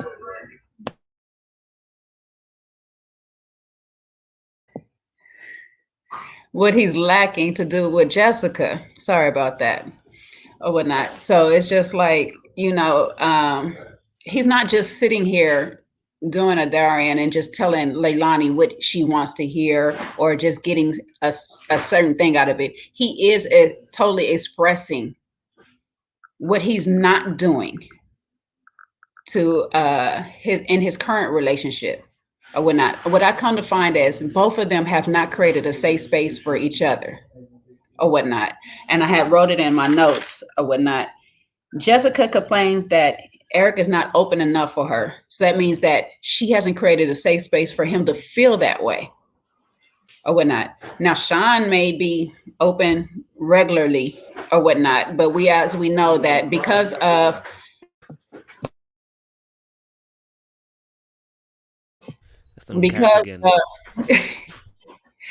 it's my birthday weekend and people is acting out right now. I'm so sorry or whatnot. We're good, man. We appreciate you, man. We appreciate you. She reading them the rights. Like, you know, she's not created a safe space for Eric to feel okay about things that are going on in the relationship and to be able to talk about, you know, what's sitting here holding on to himself or whatnot. And at the same token, Jessica is doing the same thing. I mean, Eric hasn't did the same thing for Jessica or whatnot. He hasn't created a space for her to be vulnerable and to be open and to sit there and be. I'm sorry. Let me just go into this note because people gonna just be all the way disrespectful right now.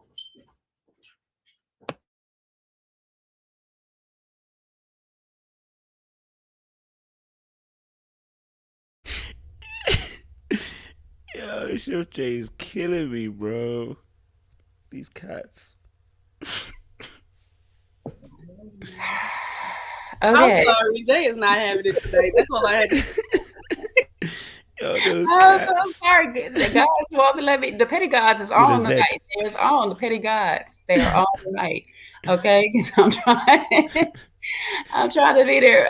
All I want to say is that neither one of them want to create a safe space for the other to be vulnerable in or whatnot. And that's the problem with this relationship that I keep seeing going back and forth is that, you know, just allow the other, that mirror. The unfortunate thing is two mirrors standing in front of each other and neither one of them can see a reflection of the other or whatnot. So it's just like one of y'all got to step back and say, okay, this is what I want and this is how I want it. So please, I'm going to show you instead of tell you what I want. And how I'm going to show you is through my actions, how I give it to you or whatnot. And then to reinforce it, I will sit there and say, okay, see the things that I'm doing to you. This is what I expect back.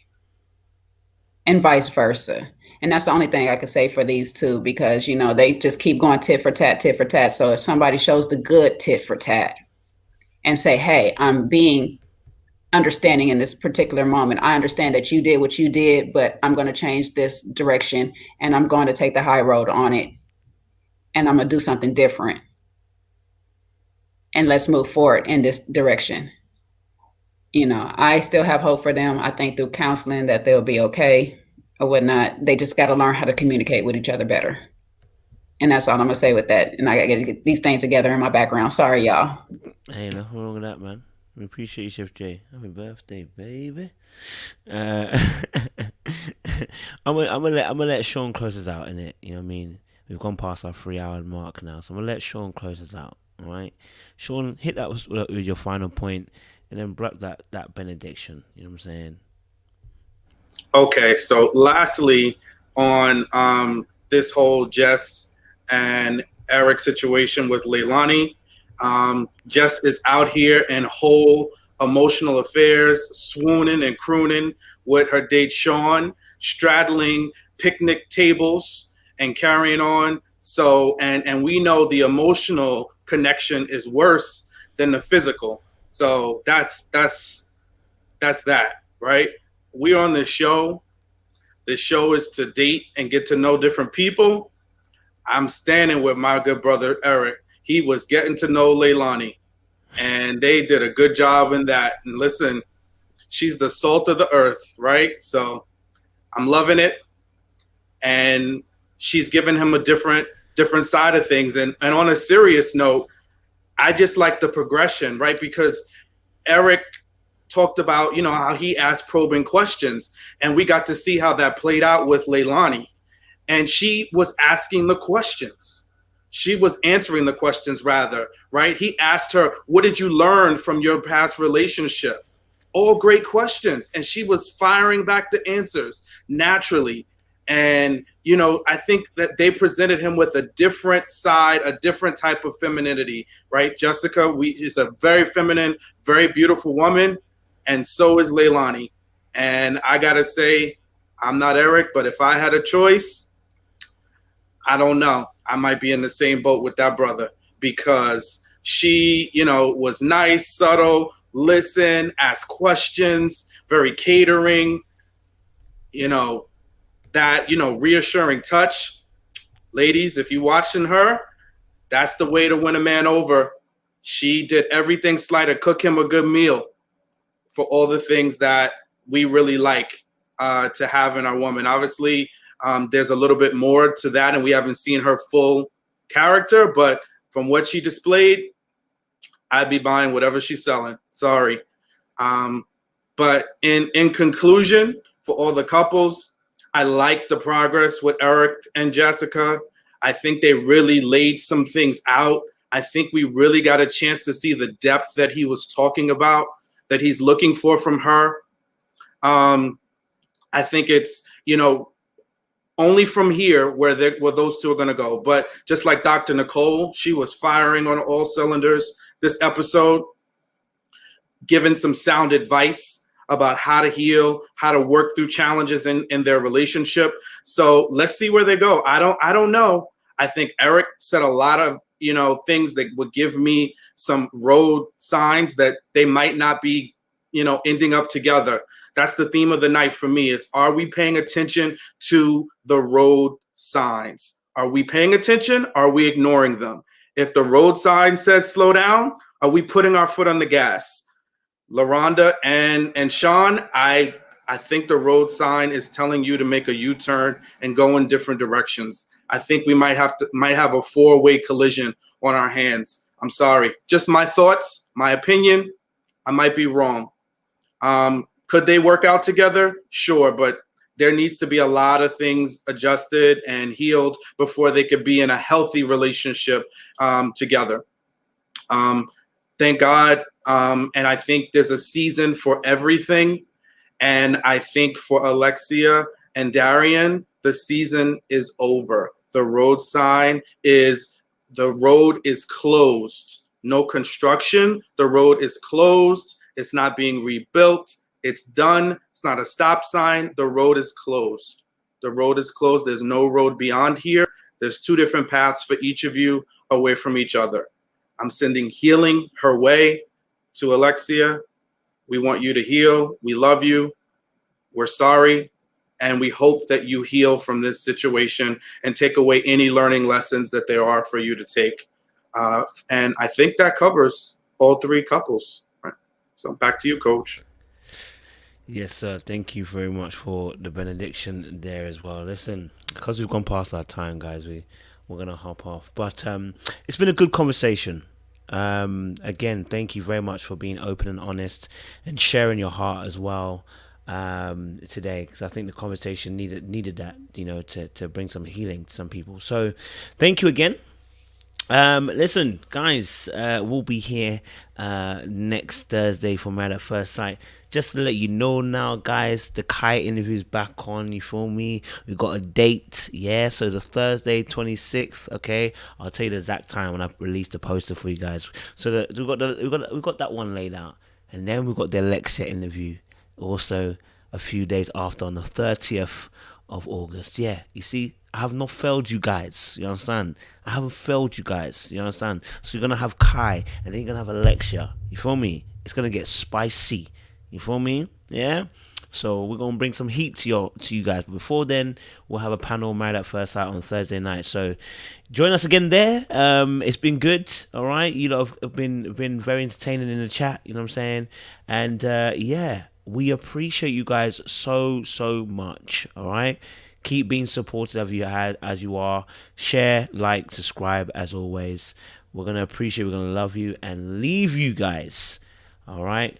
And we appreciate you guys. Stay locked, stay loaded. We'll see you soon. See ya.